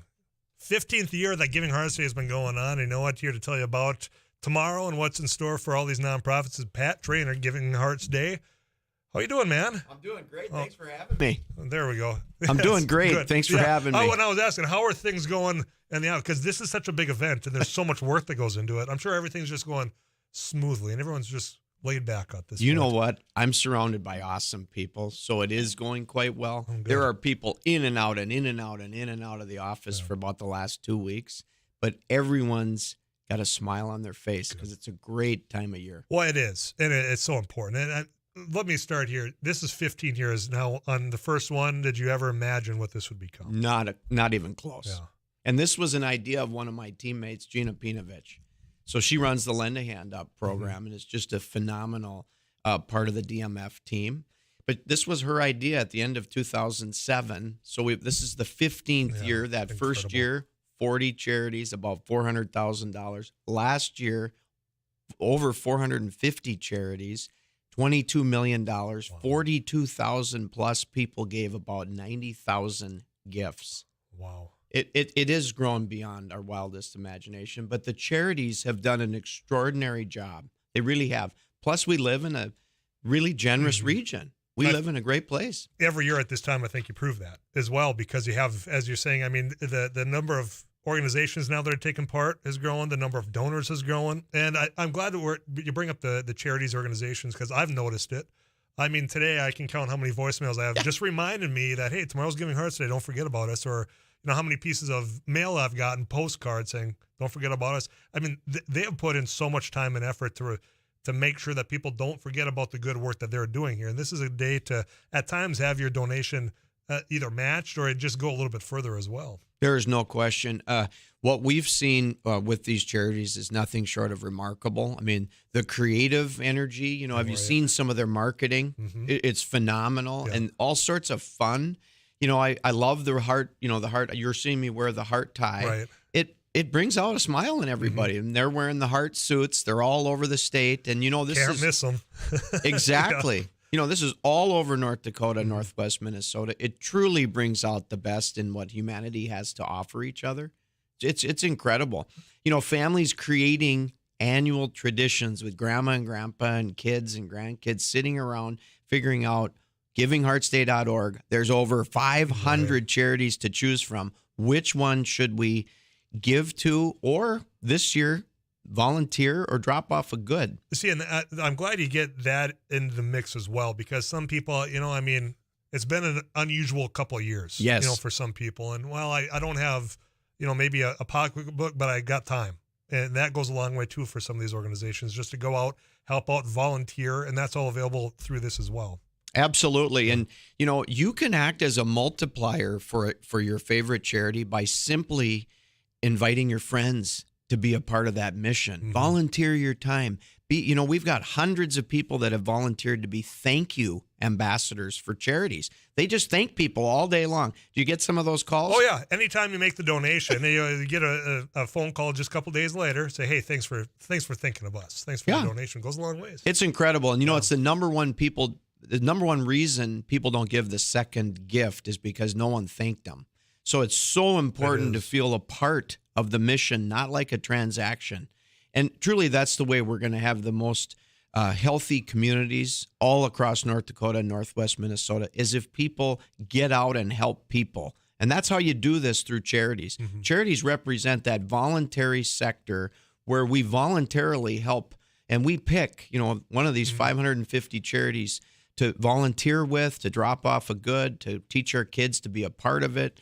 I mean, it's truly an extraordinary thing for the giver as well as the charity's ability to do good for others. And the passion that they have to do good for others is just, pick any organization. It's, when you think about nonprofits, those charities, these organizations, they're in it for the cause. There's no question. There's no question. Dedicated.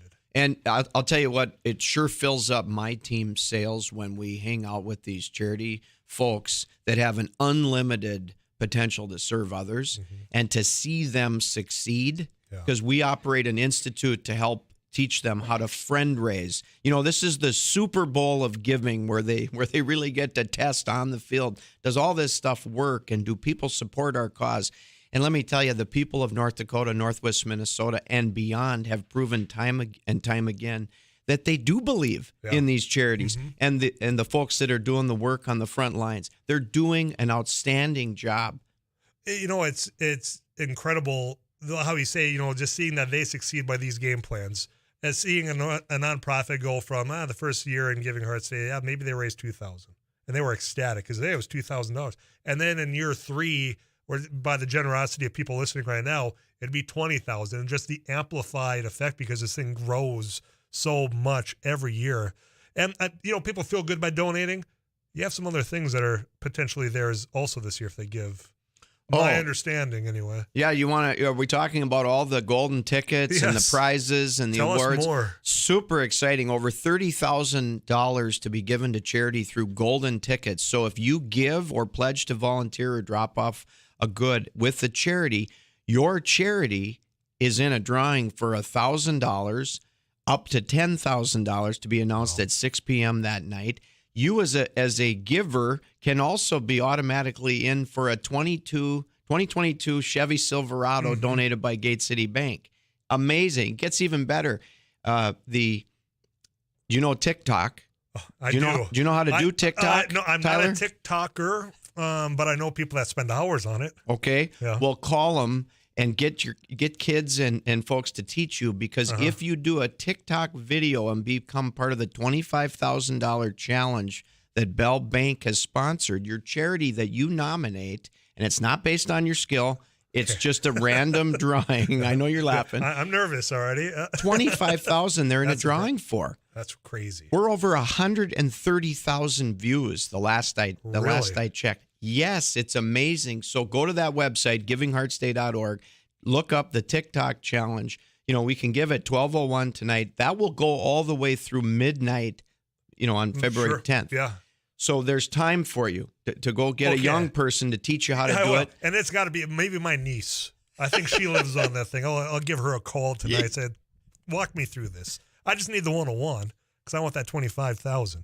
But this hasn't even officially started. It has, but you think midnight or 12:01 through 12 o'clock, and you think about all the views you already had on that. Yeah, all the people that are lining up to donate, people that might not know how do they get in line to do this? They go to givingheartsday.org, and families are creating traditions with this. Churches are having get-togethers. There's businesses that have, there's over 700 businesses involved in Giving Hearts Day this year, which is more than double last year. So they're matching their employees' gifts. But they go to givingheartsday.org and they check out, all these groups. If the biggest problem is there's too much to choose from, that's a pretty good problem to have, because giving is all personal. And people give to more than one cause. They give to 2.5 different causes, which is amazing. Talks about the goodness of people. They usually, like the opera brings them in, and then they give to the zoo. I mean, I love how it works. Freedom Resource Center brings people in. And then they'll give to hospice. It's one thing that I enjoy about having that big list, and it's categorized. It's so user-friendly. Well, you find causes you might not have known that there's an organization trying to battle A, B, or C. Yes. That all of a sudden, hey, I can help this out. I didn't even know it was a thing. That you can find in its whole right on this givingheartsday.org. That's exactly right. And that's why it's so good to look at it in advance, to get a flavor for them. Do the homework. That's tonight. You do your homework, and then you'll be ready to donate tomorrow. The homework to do good for others. There you go. I love it. There it is. Pat, I appreciate it, man. I'm going to be over there tomorrow. We're happy to have you. We're going to make room for you. We're going to have shirts for your team, whatever you need. And there's going to be a lot of food and beverages tomorrow for us. Very good. It's going to be a lot of fun. I'm looking forward to it. It's always such a big day for the area here. It is. We live in the most generous region on the planet, and we thank you for getting the word out for us. Just a small part. It's all the listeners right now that's going to be opening up the checkbooks tomorrow. Thank you. Thank you. Thanks for coming on over. Our pleasure. Quickly before we head to break, guys, caller off air, I wanted to get this in quick. Pat, how do these charities qualify to get on givinghearts.org, and what sort of criteria are you looking for to get them on the list? They go, like we have an application process.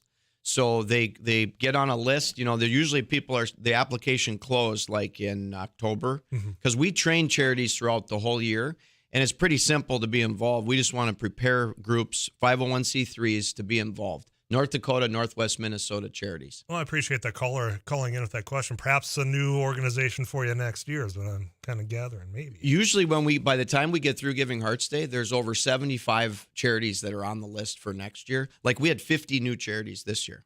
It's incredible. Yeah. I mean, that just means there's a lot of good people doing a lot of good work out there. No question. Yeah. Well, let's you for the question. Them. I appreciate your time, Pat. We'll see you tomorrow.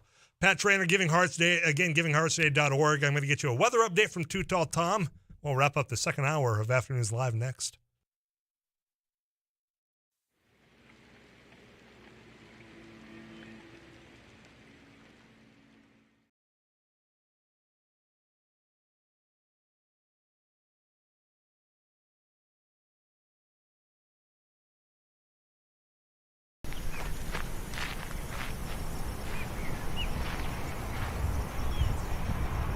Roberson here with another News Radio. Hey, this is Abby Miller with the Dear Mighty Kansas 790. Couch Potato Radio. Did you see that from It Takes Two? Doug here with the morning crew this morning. Jerkins News Radio. Katie Eiler with It Takes Two. This is Jack Michaels, Voices Forces. Too tall. Joel Heitkamp here on the Mighty Sarah Heinrich. Tyler Axis, your host. The Mighty 790 and 104.7 FM KFGO. The names you know, the voices you trust. Well, we're doing a food giveaway event to the community.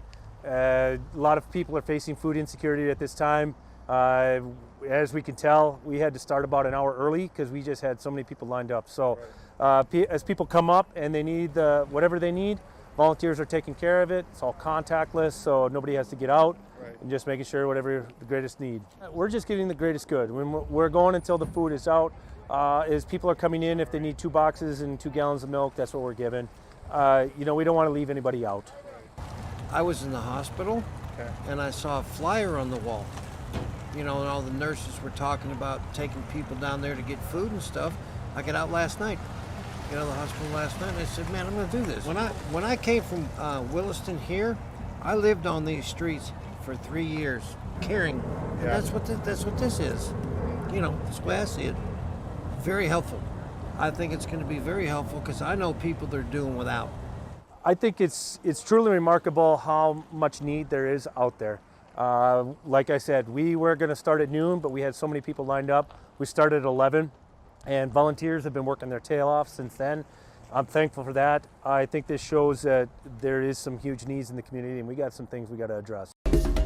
Thanks for watching News and Views on YouTube. Don't forget to subscribe and like our page. And send us a text anytime at 35270. So today on MSUM campus, we're doing an ice jam, which is we're combining a bunch of percussion instruments with ice instruments, which are also going to be used in a percussive form. We're going to hit them with mallets, hammers, all those types of things.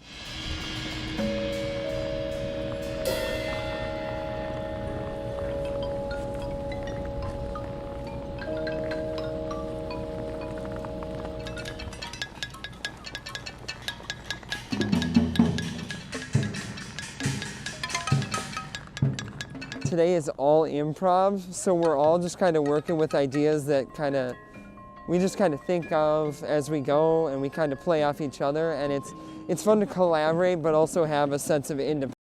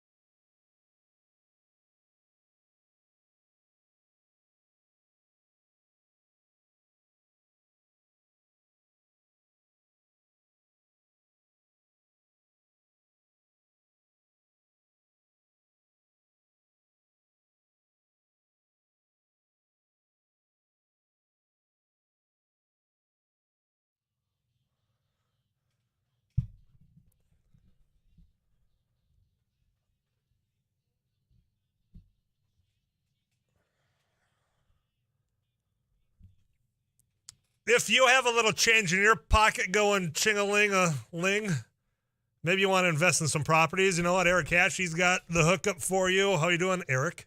You know, I'm great. My voice is a little scratchy today. I was down in Mexico. Poor me. You had time off. I had time off. You stayed in town, and I went to Mexico. And turns out yours was better than mine.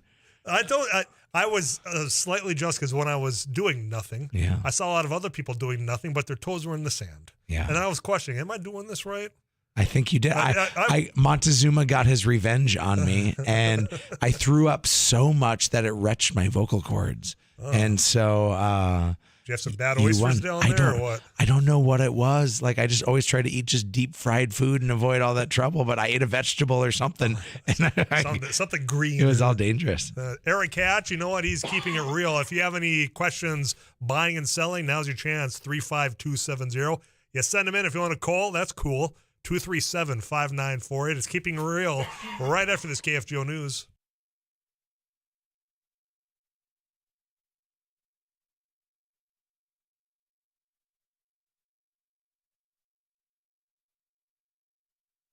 KFGO News, Fargo-Moorhead. We have a cloudy sky, some light snow at times, snow showers in 19.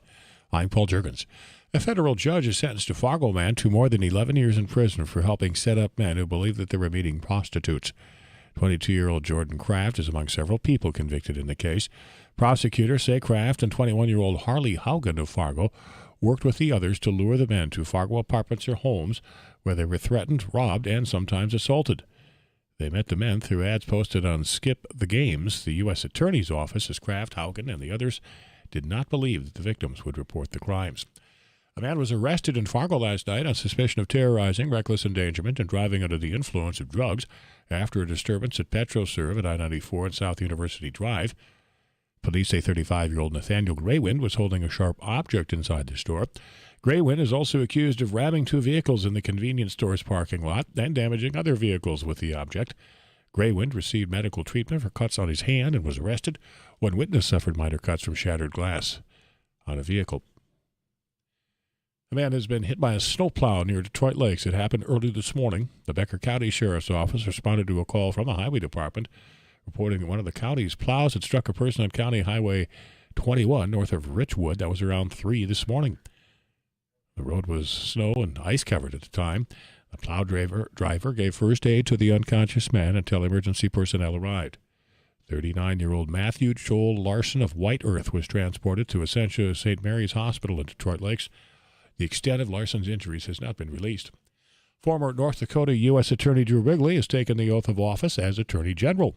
Wrigley was appointed by Governor Burgum after the sudden death of Wayne Stengham. Wrigley had already announced that he was running for the job after Stengham said he was not seeking another term. Wrigley says he has a lot to learn. I don't presume to stand here today and say these are the first 4 things I'm working on when I get into that office. It's really about engaging myself with the personnel who are in place in that office and who are working on important projects right now, some that have been going on for years, matters that are coming up before the United States Supreme Court later this month, you name it. So I need to, job number 1, I've got to engage with the staff. Wrigley, a Republican, is the only declared candidate for Attorney General. Mostly cloudy Fargo-Moorhead for the balance of the afternoon, and we've seen some light snow showers move through. Steady or slowly falling temperatures. Overnight, partly cloudy too for the overnight low. Tomorrow, mid-30s, mostly cloudy, windy once again. Areas of snow, maybe mixed with a little light rain, some drizzle at times. Again, tomorrow's high 35. South winds will pick up a bit. And then west in the afternoon. For Friday, mid-teens for the high, mostly cloudy, windy, scattered snow showers. Just 10 degrees, partly sunny on Saturday. Mostly cloudy then Sunday, chance of light snow flurries and 18. Fargo-Moorhead, 19 degrees. Paul Juergens, News Radio, KFGO.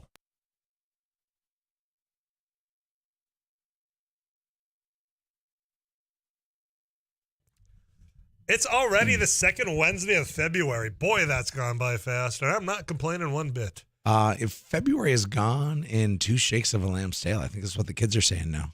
Oh, yeah, the kids are bringing that one back. They love all that. The old-timey sayings. They love the lamb references, Yes. those kids. Yeah. I learn something every day on Afternoons Live. Now, keeping it real. That's right. 2 shakes of a lamb's tail.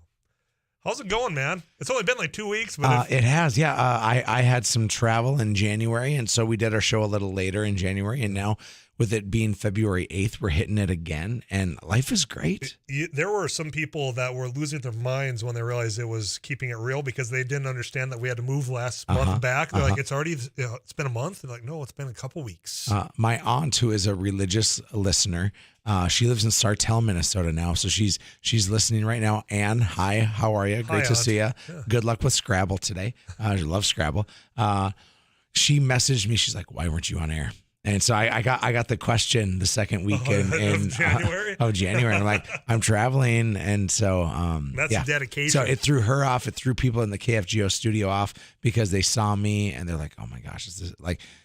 It's been 2 weeks, but has it been a month? And yeah, they were caught in the Matrix. Yeah, time is so unusual now. Mm-hmm. I mean, people forget that 2021 even happened. Most people try to block it out. Yeah, for reasons. And when it was a time when you say, oh yeah, last year, well, you're thinking all the way back to like 2019 at this point. Mm-hmm. I saw something that said, when people say 30 years ago, you think, oh, you must be talking about, whatever 70s, it may be. 80s. Yeah. And so I was born in 1980, and the difference between 1980 and now is the same difference between, what would that be? 1938. And to 1980, right? You span that, and it's when I was born. Somebody who was born in 1938 was my age. It's pretty bizarre. I think I saw something similar. That hey, if that 70s show aired today in the same time frame of what they were trying to depict on air, it'd be like 2000. Oh God, it's going by fast. That's all I'm saying. Yeah, that it is. You know what went fast? Houses on the market for a look long at that transition. I've been working on them. What a transition! Houses are going fast, Tyler. It's been the busiest market I've ever seen. We have something in real estate called the absorption rate, and what that takes is it says if no other homes get listed, how many months of inventory does it take in order to have all the houses cycle out? So everything gets sold if it stays at the current rate. A balanced market is 4 to 6 months of inventory, right? If there's less inventory than that, if the absorption rate is lower, that means that it is a seller's market. If there's more, then it means that it's a buyer's market. Mm-hmm. And we are at 1.2 months of inventory right now. Wow. It is the lowest I have ever seen it. It's in the history of the Red River Valley. I don't think it's ever been this low. Homes are selling so fast, and it's February. Mm-hmm. That's the thing is most people think that homes don't really sell in the winter, and yet it's been the houses that do get listed, they're gobbled up, Tyler. Yeah, they're gone. No. This is newfound territory that we've never been before. And so if you're real estate's always that interesting topic because if you don't own a home, sometimes you're curious about what is it going to take to get into a home. Mm-hmm. If you do own a home, you're wondering, well, what is my place worth and what can I get that place across the street for? So people are usually always curious about real estate. At least that's what my ego will tell me is that everybody cares about what I care about. And I know that's not the truth, but nonetheless, this is unprecedented. Yeah, words are tough. This is a new era of us in the United States and especially in the Red River Valley that we've never seen anything like this before. So supplies being what they are, that there's not a lot there. And if it is, it's not lasting long. And, the other factor that people are, because if you want to compare a mortgage payment per month versus your rental payment per month, for a long time, you'll be able to find a house with square footage and it's yours. Yep. For a price that's lower than some rental units. Interest rates play a factor in that. They really do. Interest rates aren't going the right way now, man. Well, they're going up. Interest rates historically average around 6 to 8%. I hear stories of people all the time from the 80s, especially when interest rates were like 15 and 18%, which is just unfathomable to me. Interest rates got under 3% for a 30-year fixed mortgage for a while. What did you lock in at? Do you remember? 2.7. Holy, that's like free money. Yeah. I was smiling. I'm still smiling. And now people are freaking out because interest rates are 3.5 to 4%. I just saw today somebody got pre-approved a 780 credit score trying to buy a $275,000 house with 20% down. Like you're talking the prime buyer. Their interest rate was 3.9%. Wow. So Oftentimes, your interest rate is reflective of your credit score and the risk of the loan that you're signing up for. And so this is a premier client who's getting a 3.9 interest rate. Times they are a changing. And if we zoom out well enough, people don't zoom out very well, Tyler. I'm aware. Guilty. I'm guilty is what it is. Yep. Yeah. We lose perspective. Perspective tells me 3.9% is still a steal of an interest rate. Mm-hmm. But because it was 2.7 for you, everybody's ticked off and they're saying, now I'm not going to buy. Yeah. No, but I actually think people are still going to buy. I still think that buying is an emotional decision. It is not a logical decision. You buy because you need a spot for your family or for your business or for your pets. You buy because of a pride of a sense of ownership. Owning a home takes a lot of work.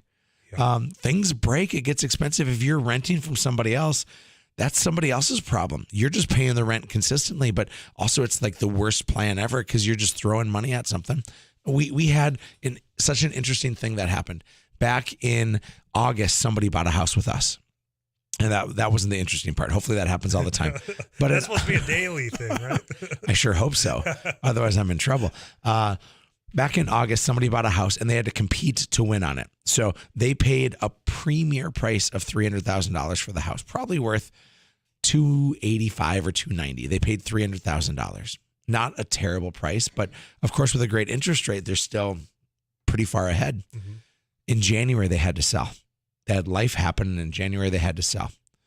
We got multiple offers on that property, sold for over $340,000. Wow. In 5 months, that house went from a high price of $300,000 up to $340,000. So the question that is stimulating all this is, are buyers going to go away because interest rates are going up? There's so many buyers out there that if some go away, the demand is still going to be there. And the even bigger piece of that, Tyler, is that we have a compounding issues of why nobody is listing their house right now. They all refinanced a couple years ago. Right. Or they bought a lot of those. And so hopefully they got into what is now their new space. We have boomers who are staying in their properties longer than they ever have before and living longer because assisted living is really expensive. And so they're trying to keep people in their properties and people are living for longer.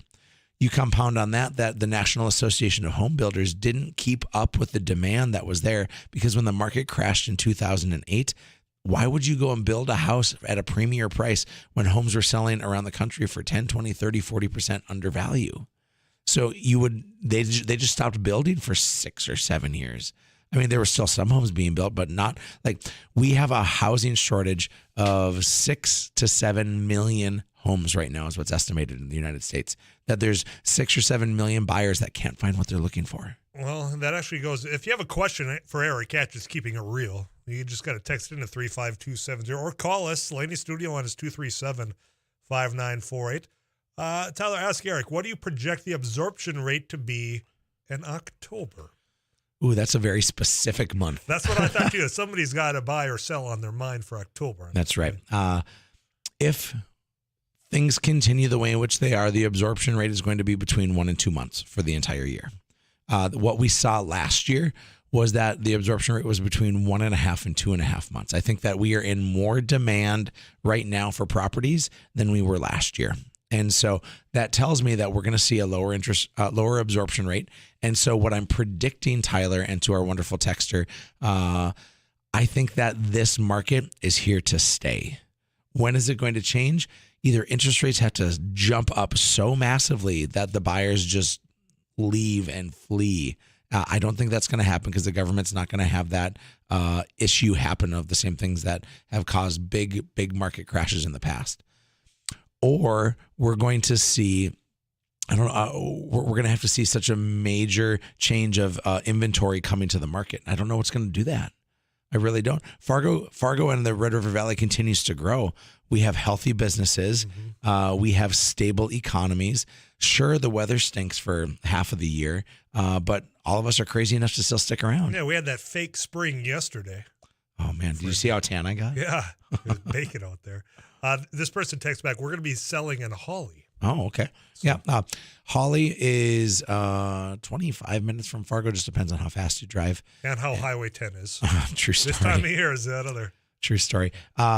I think that if you're selling in Holly, it's going to be very similar to what you're doing in Fargo. What we know about those small town markets that are around the major metro, and if we can call Fargo-Moorhead, West Fargo a major metro, we're going to now. We are. Those homes that are around the community, there's usually less demand and less supply. Okay, so if a buyer is there, I told last month as we talked, I had a home in Barnesville, and I said, I think they're going to pull the trigger on it because we're the only house in Barnesville for sale right now. And sure enough, they pulled the trigger on it. And so I'd imagine in Holly, there's some people waiting to be in that community, and you're going to be the only house on the market. Yeah, it's a beautiful community, Holly. There's no doubt there. Keeping it real, we're rolling on. You got locked into 790 AM and 104.7 FM KFGO. You got a question about buying, selling. Now's your chance. More of that right after this.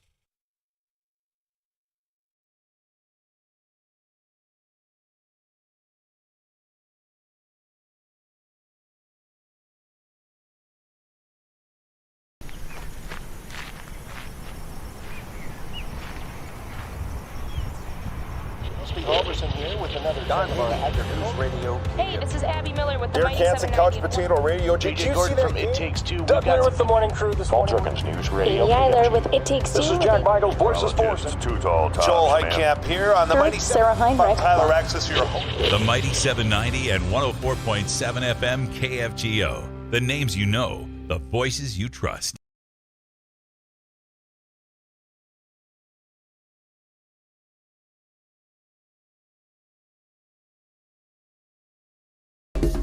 Thanks for watching News and Views on YouTube. Don't forget to subscribe and like our page. And send us a text anytime at 35270. So today on MSUM campus, we're doing an ice jam, which is we're combining a bunch of percussion instruments with ice instruments, which are also going to be used in a percussive form. We're going to hit them with mallets, hammers, all those types of things.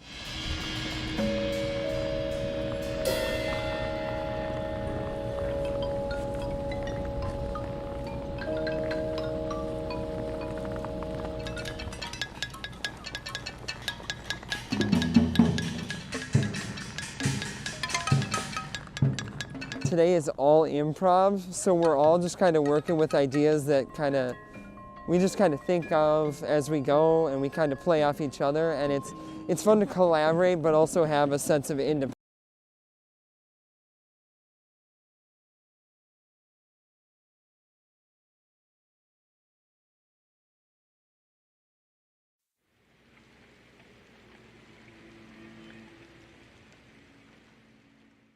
Well, we're doing a food giveaway event to the community. A lot of people are facing food insecurity at this time. As we can tell, we had to start about an hour early because we just had so many people lined up. So as people come up and they need whatever they need, volunteers are taking care of it. It's all contactless, so nobody has to get out, and just making sure whatever the greatest need. We're just giving the greatest good. When we're going until the food is out. As people are coming in, if they need 2 boxes and 2 gallons of milk, that's what we're giving. We don't want to leave anybody out. I was in the hospital, and I saw a flyer on the wall. And all the nurses were talking about taking people down there to get food and stuff. I got out last night. Got out of the hospital last night, and I said, man, I'm going to do this. When I came from Williston here, I lived on these streets for 3 years, caring. And that's what this is. That's the way I see it. Very helpful. I think it's going to be very helpful because I know people that are doing without. I think it's truly remarkable how much need there is out there. Like I said, we were going to start at noon, but we had so many people lined up. We started at 11, and volunteers have been working their tail off since then. I'm thankful for that. I think this shows that there is some huge needs in the community, and we got some things we got to address.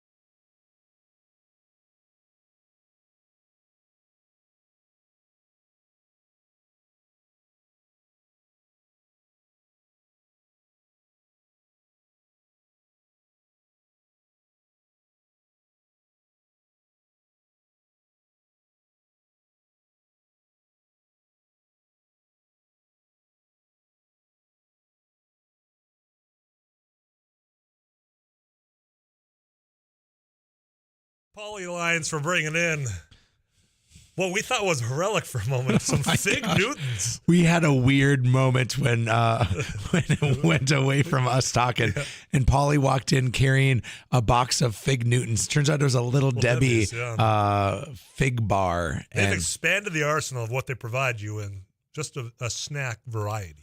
I'm curious if anybody will text in, when's the last time you had a Fig Newton? Because I think it was the 80s for me. Yeah, so I remember having Fig Newtons at my grandparents' place, so you had that option, but you also had the candy bowl. That's always on the counter. That's all glued together. Yeah, well, you would have those little strawberry.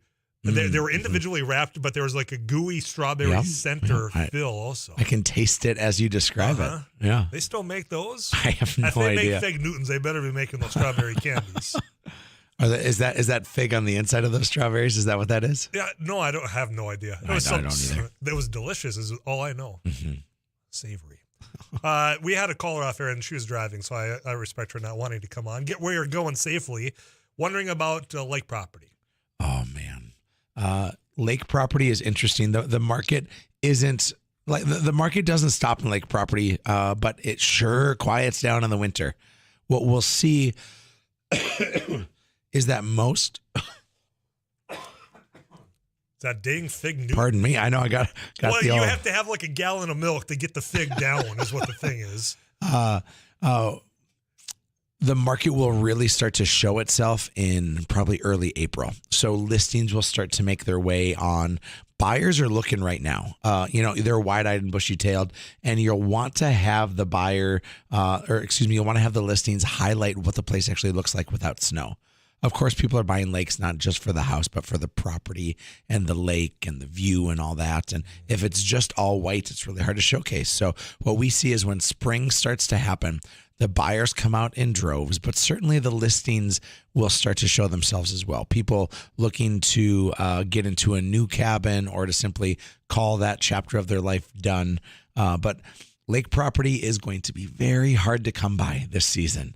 What we see is that as people continue to find wealth and to make more money and to have success, they'll grab a lake property, and that's the thing that you don't sell. That's oftentimes the things that gets passed down from generation to generation. Mm-hmm. My wife and I purchased a lake place recently, and that was our exact thought: is we're not going to get rid of this place. This is going to be for our kids and our grandkids, and then at that point I'll be dead. But like everybody else in our generations will get to love and enjoy this place, and so it's not going to sell. I think it's going to be a tough lake market coming this season for buyers especially. Yeah. And there's so much more about just wanting to know about the lake itself as well that goes in this. More messages pouring in at 35270. It's keeping it real the second Wednesday of the month. Keep it locked into KFGO.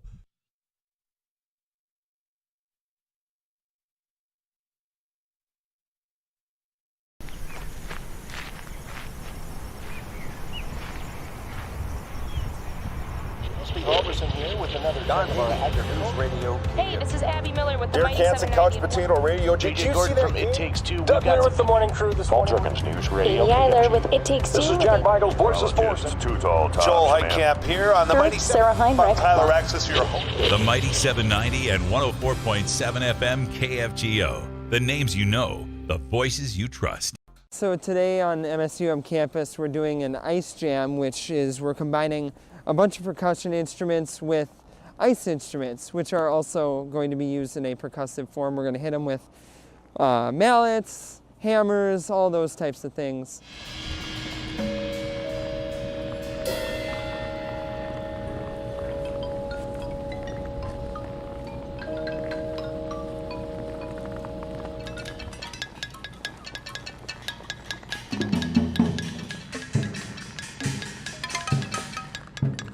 Today is all improv, so we're all just kind of working with ideas that we just kind of think of as we go, and we kind of play off each other, and it's fun to collaborate but also have a sense of independence.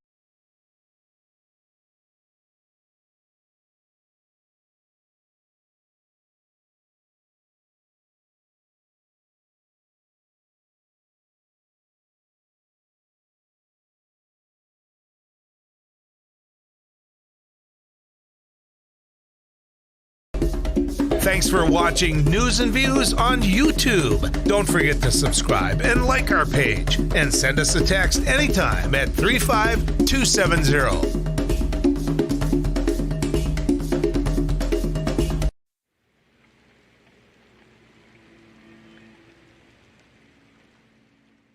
Well, we're doing a food giveaway event to the community. A lot of people are facing food insecurity at this time.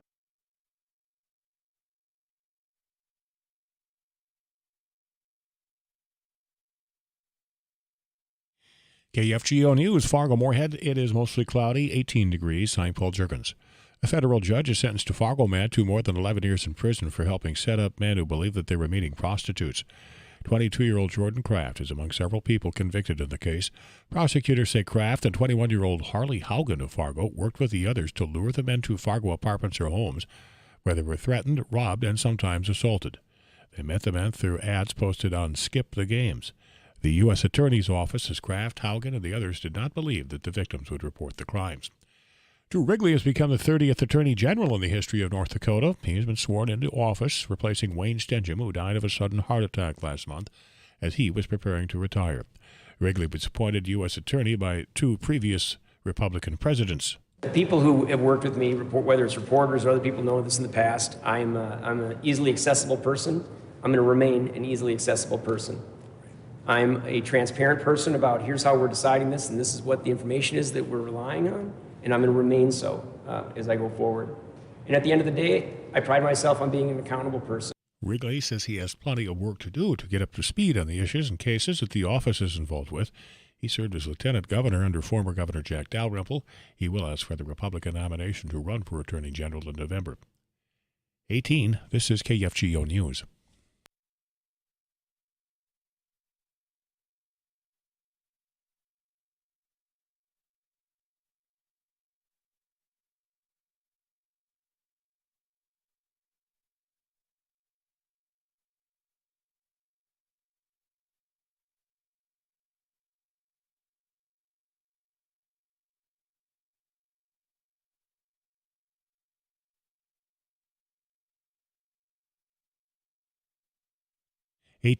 Mostly cloudy. This is KFGO News.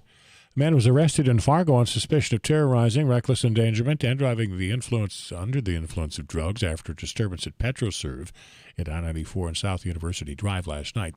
Police say 35-year-old Nathaniel Graywind was holding a sharp object inside the store. Graywind is also accused of ramming two vehicles in the convenience store's parking lot and damaging other vehicles with the object. He received medical treatment for cuts on his hand and was arrested.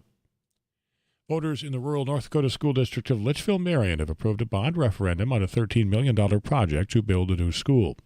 Superintendent Tom Nitschke says 62% of the voters passed that bond issue. There were a total of 426 ballots cast. Enrollment has increased in the district every year for the last 5 years and is projected to continue increasing in the next 2 years. 135 students attend school in the district, which is located about 35 miles southwest of Valley City. Nitschke says the new K-12 school will be built in Marion, and the elementary school, which is now located in Litchfield, will be closed at a future date. It was a year ago today that 5 people were shot and an employee of the Alina Healthcare Clinic in Buffalo, northwest of Minneapolis, was killed by a man who investigators say also set off homemade explosives. The city is marking the day by dressing in purple. 37-year-old medical assistant Lindsay Overbay died in the shooting. The case against the man charged in the shooting has not yet been resolved. A southeastern South Dakota man has pleaded guilty to felony drug charges after his mother unknowingly served his marijuana-laced brownies to a group of seniors at the Tabor Community Center. As part of a plea deal, both the prosecution and defense jointly recommended Michael Coranda receive a suspended sentence, which would allow the judge to place him on probation. Coranda would pay any medical bills not covered by insurance. Fargo-Moorhead, wind subsiding somewhat tonight. Some areas of blowing snow in the northwestern Minnesota and in parts of eastern North Dakota now into west central Minnesota. Becoming partly cloudy, winds are subsiding, 2 for the overnight low. Tomorrow, we should be mostly cloudy. Meteorologist Tom Shamansky has areas of snow, mixed precipitation in his forecast. Tomorrow's high about 35. For Friday, Likely seeing a high in the morning of about 15, and then falling temperatures, mostly cloudy, scattered snow showers and windy. Just 10 above Saturday, partly sunny. Mostly cloudy Sunday near 18. Mostly cloudy, 18 degrees. Paul Jurgens, News Radio, KFGO.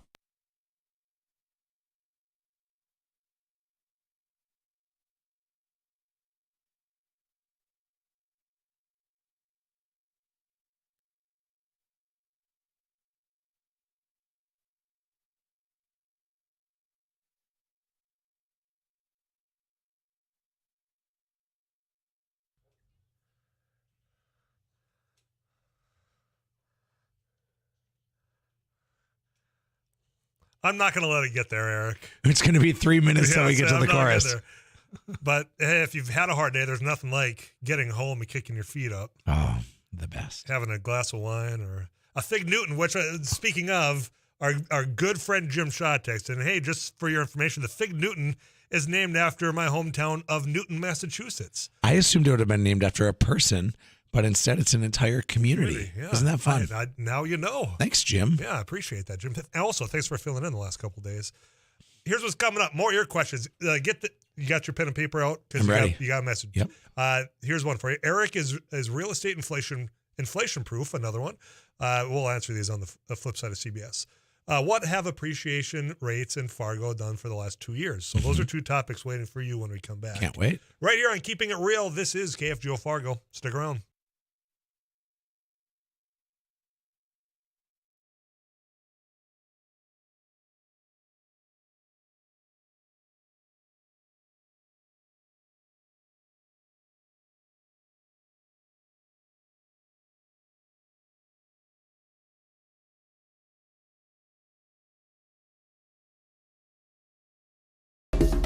Thanks for watching News and Views on YouTube. Don't forget to subscribe and like our page. And send us a text anytime at 35270.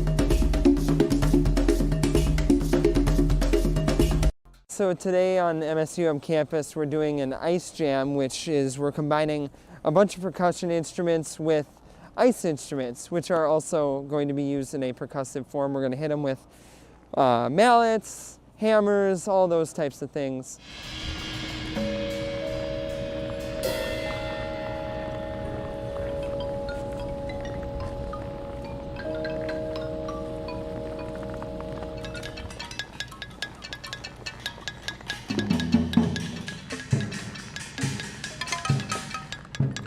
Today is all improv, so we're all just kind of working with ideas that we just kind of think of as we go, and we kind of play off each other, and it's fun to collaborate, but also have a sense of independence.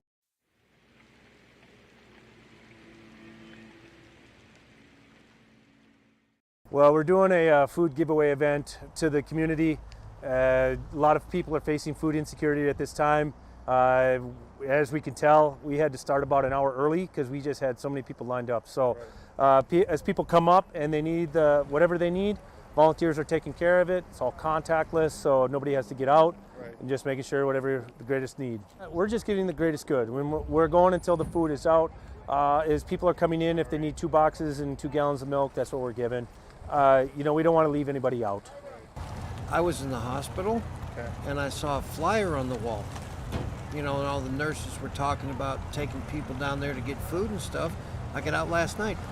The hospital last night, and I said, man, I'm going to do this. When I came from Williston here, I lived on these streets for 3 years, caring. And that's what this is. That's the way I see it. Very helpful. I think it's going to be very helpful because I know people that are doing without. I think it's truly remarkable how much need there is out there. Like I said, we were going to start at noon, but we had so many people lined up. We started at 11. And volunteers have been working their tail off since then. I'm thankful for that. I think this shows that there is some huge needs in the community, and we got some things we got to address.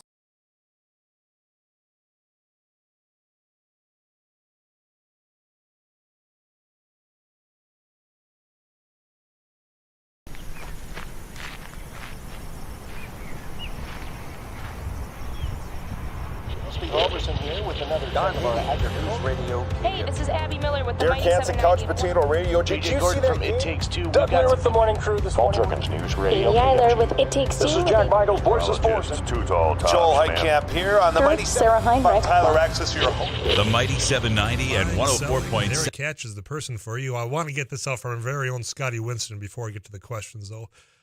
Road Warrior, that a crash at Center and 14th Street in Moorhead. So there's a crash where their fire and police are on scene. So I appreciate Scotty sending that in. So if you're in that area, be mindful. I left you, Eric, with a couple of questions. Yeah, a cliffhanger, if you will. Yes. Hope they were hanging on the edge of their seat. Eric, is real estate inflation proof?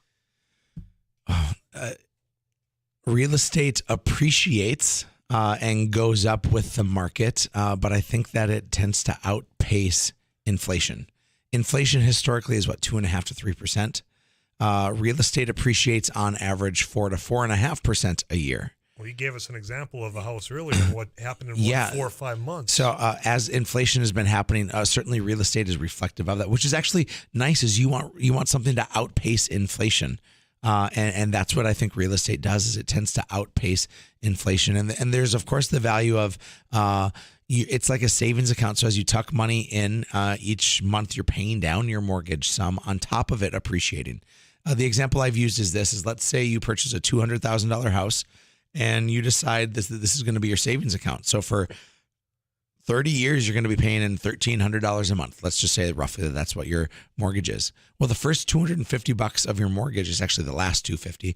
That's going to go towards actually paying down your principal. So that's like putting $250 in a savings account. And then your home, so you do that 12 months of the year, and that's $3,000, right? If that house appreciates 4%, which is low, it's usually closer to 4.5%. But if it appreciates 4%, that grows in value $8,000. And so in total, you have the $3,000 that you just tucked away in your savings account by paying your mortgage on top of the $8,000 that it appreciated. And so now you have $11,000 more than you did. So if you're paying in $1,300 a month, that's going to be a total of about $15,000. And 11 of that is really still yours, which is why most of the wealth that's accrued in the United States comes from real estate ownership. It just financially makes so much sense. But is it inflation proof? No, it inflates just like the rest of the market. Next one that was waiting for you. What have appreciation rates in Fargo the last 2 years? Yeah, so I took a look, and I appreciate the opportunity to do my research instead of just guessing off the hip. 2019, the average sales price was $244,000. That's what you could get. A typical home at that price is a 3-bedroom, 2-bath, 2-stall garage house. Maybe 4 beds, 2 baths, but usually you're not getting a 3rd garage stall. You're not getting a master bathroom. That's the traditional home. $244,000 in 2019. 2020, that went to $259,000. So that was up 6%. Then in 2021, that went up to $282,000. That's up 9%. So we've seen in the last 2 years a 15% increase, averaging 7.5%. Now, there's some situations in which that will radically change, and some will not appreciate at all. And some will see, as I alluded to earlier in the show, we'll see a 10% growth in a 5-month period. It simply is making sure that you buy right and capitalize on that opportunity. Get back to the real estate questions here, but Tyler, there is an accident on Highway 21 northeast of Detroit Lakes. 2 tow trucks, or with tow trucks and law enforcement there. There's another truck in the ditch about a mile north. It is slick, and this is what we predicted would probably be the case as we got closer to that 5 o'clock punch out. Just it's cooling down out there, and you know what? It melted. We're in that weird cycle that's going to probably be this way for quite a while now. But thanks for those Road Warrior reports. If you could do so safely, 35270. That's the iConsultants of North Dakota Text Club. It's also where you can ask questions of Eric Hatch, or you can call us on the ladies' studio line, which is 237-5948. You mentioned that sometimes houses, for whatever reason, doesn't appreciate. Right. What'd be the causing factor of no appreciation? Man, let's say you buy a home out in a rural North Dakota or rural Minnesota, rural South Dakota. Sometimes there's simply not any demand for those communities. Somebody has to choose intentionally to live in a place that is away from the hustle and the bustle. And so The supply and the demand model. If there's demand, your home will always appreciate. But if there's not demand, it won't. We saw for a while this community that we live in has so many twin homes. Have you noticed that? Oh yeah. Twin homes aplenty. It's like Pleasantville, where everything kind of looks the same as you drive on the streets. And those are great homes because you get a lot of square footage. You're not overpaying on price. The lot is a little bit smaller. But we hit a point where our market was twin homed out. There were so many that had been built, and people just kind of got tired of that flavor. And so there was at one point, and this was a couple of years ago now, there was at one point where I think I saw 2 or 3 years pass and twin homes didn't appreciate in value. They stayed at about 180 to 190,000. Now those are selling for like 225 to 230 in like a 2-year span, because all of a sudden we saw this new resurgence of buyers, and now that there's more demand, everything changed. So sometimes if a home that looks typical or similar to some of those in its neighborhood, if that gets overbuilt, that'll hold back on some appreciation. You should know a single family home appreciates better than a twin home, which appreciates better than a condo. And so a single family is going to appreciate the best. And then if you're thinking, well, what kind of single family home? A 3-level split or a bi-level will appreciate the least. Then you have a 2-story home that'll appreciate more than a bi-level, but a rambler or a ranch style home will appreciate more than the aforementioned. So each one has their key spot. The one that'll appreciate the most is a single family home that's a rambler. Why? Think about who wants a rambler, right? You will have basements most of the time. Mm-hmm. And so you can throw teenagers down there. You can throw messes and hobbies down there. You can throw extended family members down there. You can put renters down there. And the main level living means that if you age, you don't have the stairs to climb.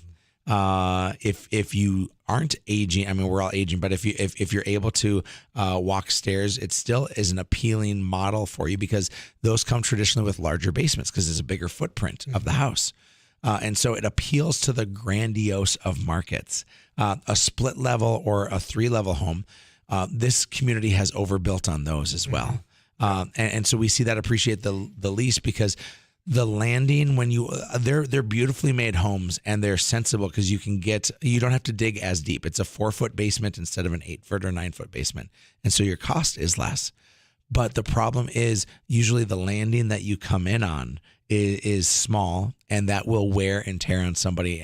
And most first-time home buyers will oftentimes jump to a 3-level or bi-level home, but oftentimes that's not their second purchase. Yeah. Well, that was a story of us. Is the first home we bought was a bi-level. Yeah. And it was the dang landing. You come in, and I got as many grocery bags as I could have. Yeah. Well, of course you're not going to take 2 trips. No. Why would I waste the time on that? You got Fig Newtons in both hands, buddy. Now that I know that there's still a thing, you bet. It's called a comedy callback. Yeah, that's what that was. It was great. It was well delivered too. But you get there, it's like, well, you either have to go upstairs or downstairs. You can't just walk into your house. And that was something that... And then somebody else is at that landing. And now you're doing the old butt-to-butt shuffle. Yep. And then it's, okay, well, kick your shoes off over there, please. I have to go upstairs. And so I understand. But that was your biggest pet peeve of your last house, wasn't it, Tyler? Yeah. Yep. Can you hear it? No, I've done this dance long enough. I can sense it in you, That was absolutely, everybody has that one thing when they're looking to sell. There's a reason. And for us, we had too small of a landing.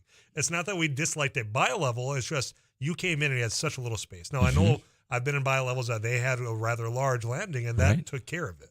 And that, now understand that landing, they may have some storage underneath, but it's going to be like where you crawl, not where you walk, because of and so that ends up being wasted space. It's why they've made some of those landings so small, is because you want to capitalize on the footprint, and you don't get to capitalize on a landing very well. Yeah. There we go.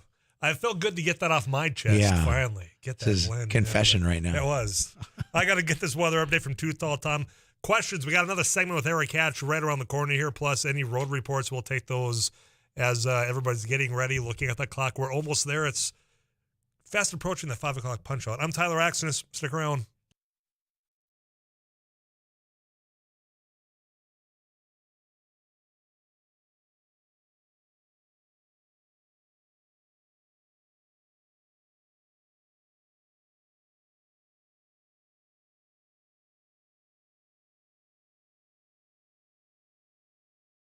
Well, we're doing a food giveaway event to the community.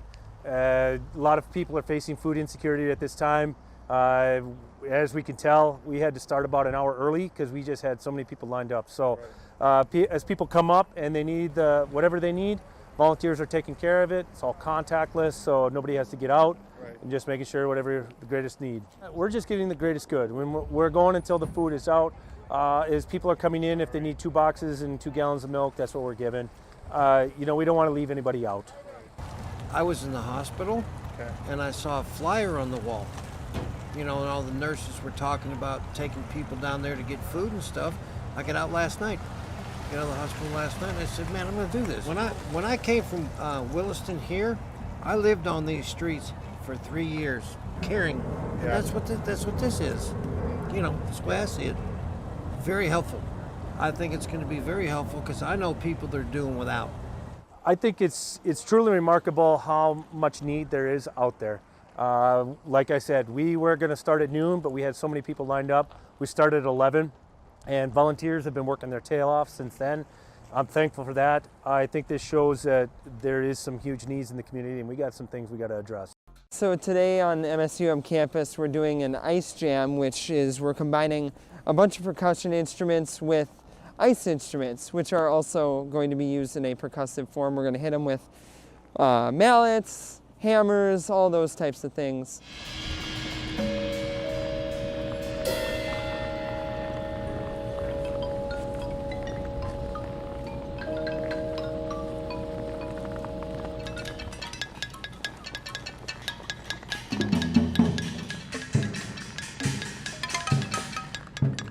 Today is all improv, so we're all just kind of working with ideas that we just kind of think of as we go, and we kind of play off each other, and it's fun to collaborate but also have a sense of independence.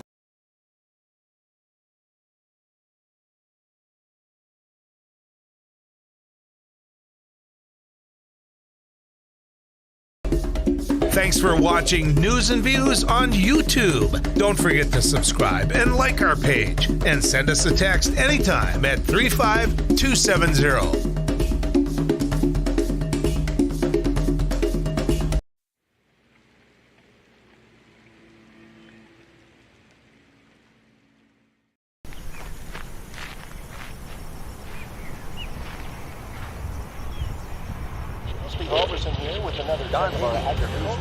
Hey, this is Abby Miller with the Derek Hansen, Couch Potato Radio. Did you see that? From It Takes Two. Doug here with the morning crew this morning. Jerkins News Radio. Amy Eiler with It Takes Two. This is Jack Michaels, Voices Forces. Too tall. Joel Heitkamp here on the Mighty Sarah Heinrich. Tyler Axis, your host. The Mighty 790 and 104.7 FM KFGO. The names you know, the voices you trust.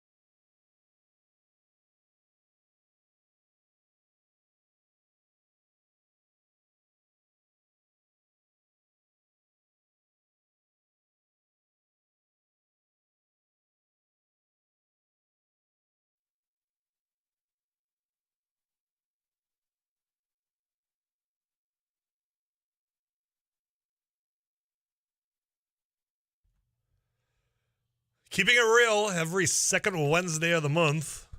That's already upon us. We'll do this again next month. I'm ready to dance. Wonder what Polly will bring us next time. Or do we bring our own Little Debbie's? BYOLD. See, because we both agree that number one is the Nutty Bars. So yeah. Where Polly swears by the Fig Bar. Yeah. Which he is probably the only one that places Fig Newton's at the top of the list of Little Debbie's. We had a whole debate about this at the end of It Takes Two. A very spicy show. Yeah, it was. It got heated. Passionate about the Little Debbie's. And then we talked about the Cosmic Brownies, which That's right. That got left out of the last debate, but I might have to move those up a little bit in my rankings. Okay. So I think zebra cakes for me are a solid second. Oatmeal cream pie's third. Do me a favor. the oatmeal cream pies, they hold up over the course of us growing older. They would also hold up in an apocalypse. Yes. I think that there's so many preservatives that it's going to hold up. Yep. Yeah, you find a box of those when time comes and you're set. But they have the oatmeal cream pies, but they're not cream pies. They're peanut butter in them. If you like the Nutty Buddy bars, give them a shot. I got a heck of a night ahead of me tonight. You're going to be bringing all the grocery bags in on one trip, just full of the variety that is Little Debbie. My 7 and 5-year-olds will think of me as a hero, Yeah, right. and my wife will think of me as a schmuck. It's the perfect balance. It's a Wednesday, yeah. So people, I've only got 2 minutes here. People, it's like you said, it's February. It'll be gone before we know it because this time's flying by. What's one word of advice you give them if they're thinking about buying or selling right now? Yeah. We can talk statistics all we want. I think that what's going to be imperative is if you own a home that we find out what your home is worth, because some people can change their financial situation. If you refinance and get a new loan and you stay where you're at, you can oftentimes eliminate all your credit card debt by rolling it into your mortgage. You can eliminate car payments and all these other things. And you can free up thousands of dollars a month that you maybe are tied to with other debt. You can use your home as that kitty to pay off some of that debt. So we can help you with that home valuation. You should get in contact with us at hatchrealty.com. But in addition to that, if you're thinking about selling, you are possibly sitting on way more cash than you ever believed possible. And so the question is, well, where am I going to go? And we have solutions for that, Tyler. We can keep people in their homes. Today, I gave an offer to somebody that they're going to accept because they need to have an offer so they go and buy their new place, right? We're working all these solutions. If you want to avoid all the hassle and just sell to an investor, we can do that too. So whatever it may be, if now is the time that you're thinking, maybe real estate is going to happen for me this year, you should talk to us. It's totally free, no hassle. We just want to be here to serve you. And again, that's hatchrealty.com. Eric, it's always fun, man. We'll do it again in a month's time. Yes, Keeping It Real, Eric Hatch. Again, look them up. They're great to work with. Folks, that's it for me today. I do want to thank Jim Shaw and Thomas Beadle again for filling in. Tomorrow, Giving Hearts Day, I'm going to be at Dakota Medical Foundation. Till then, you take care of yourselves. I'll check in right here on KFGO. So today on MSUM campus,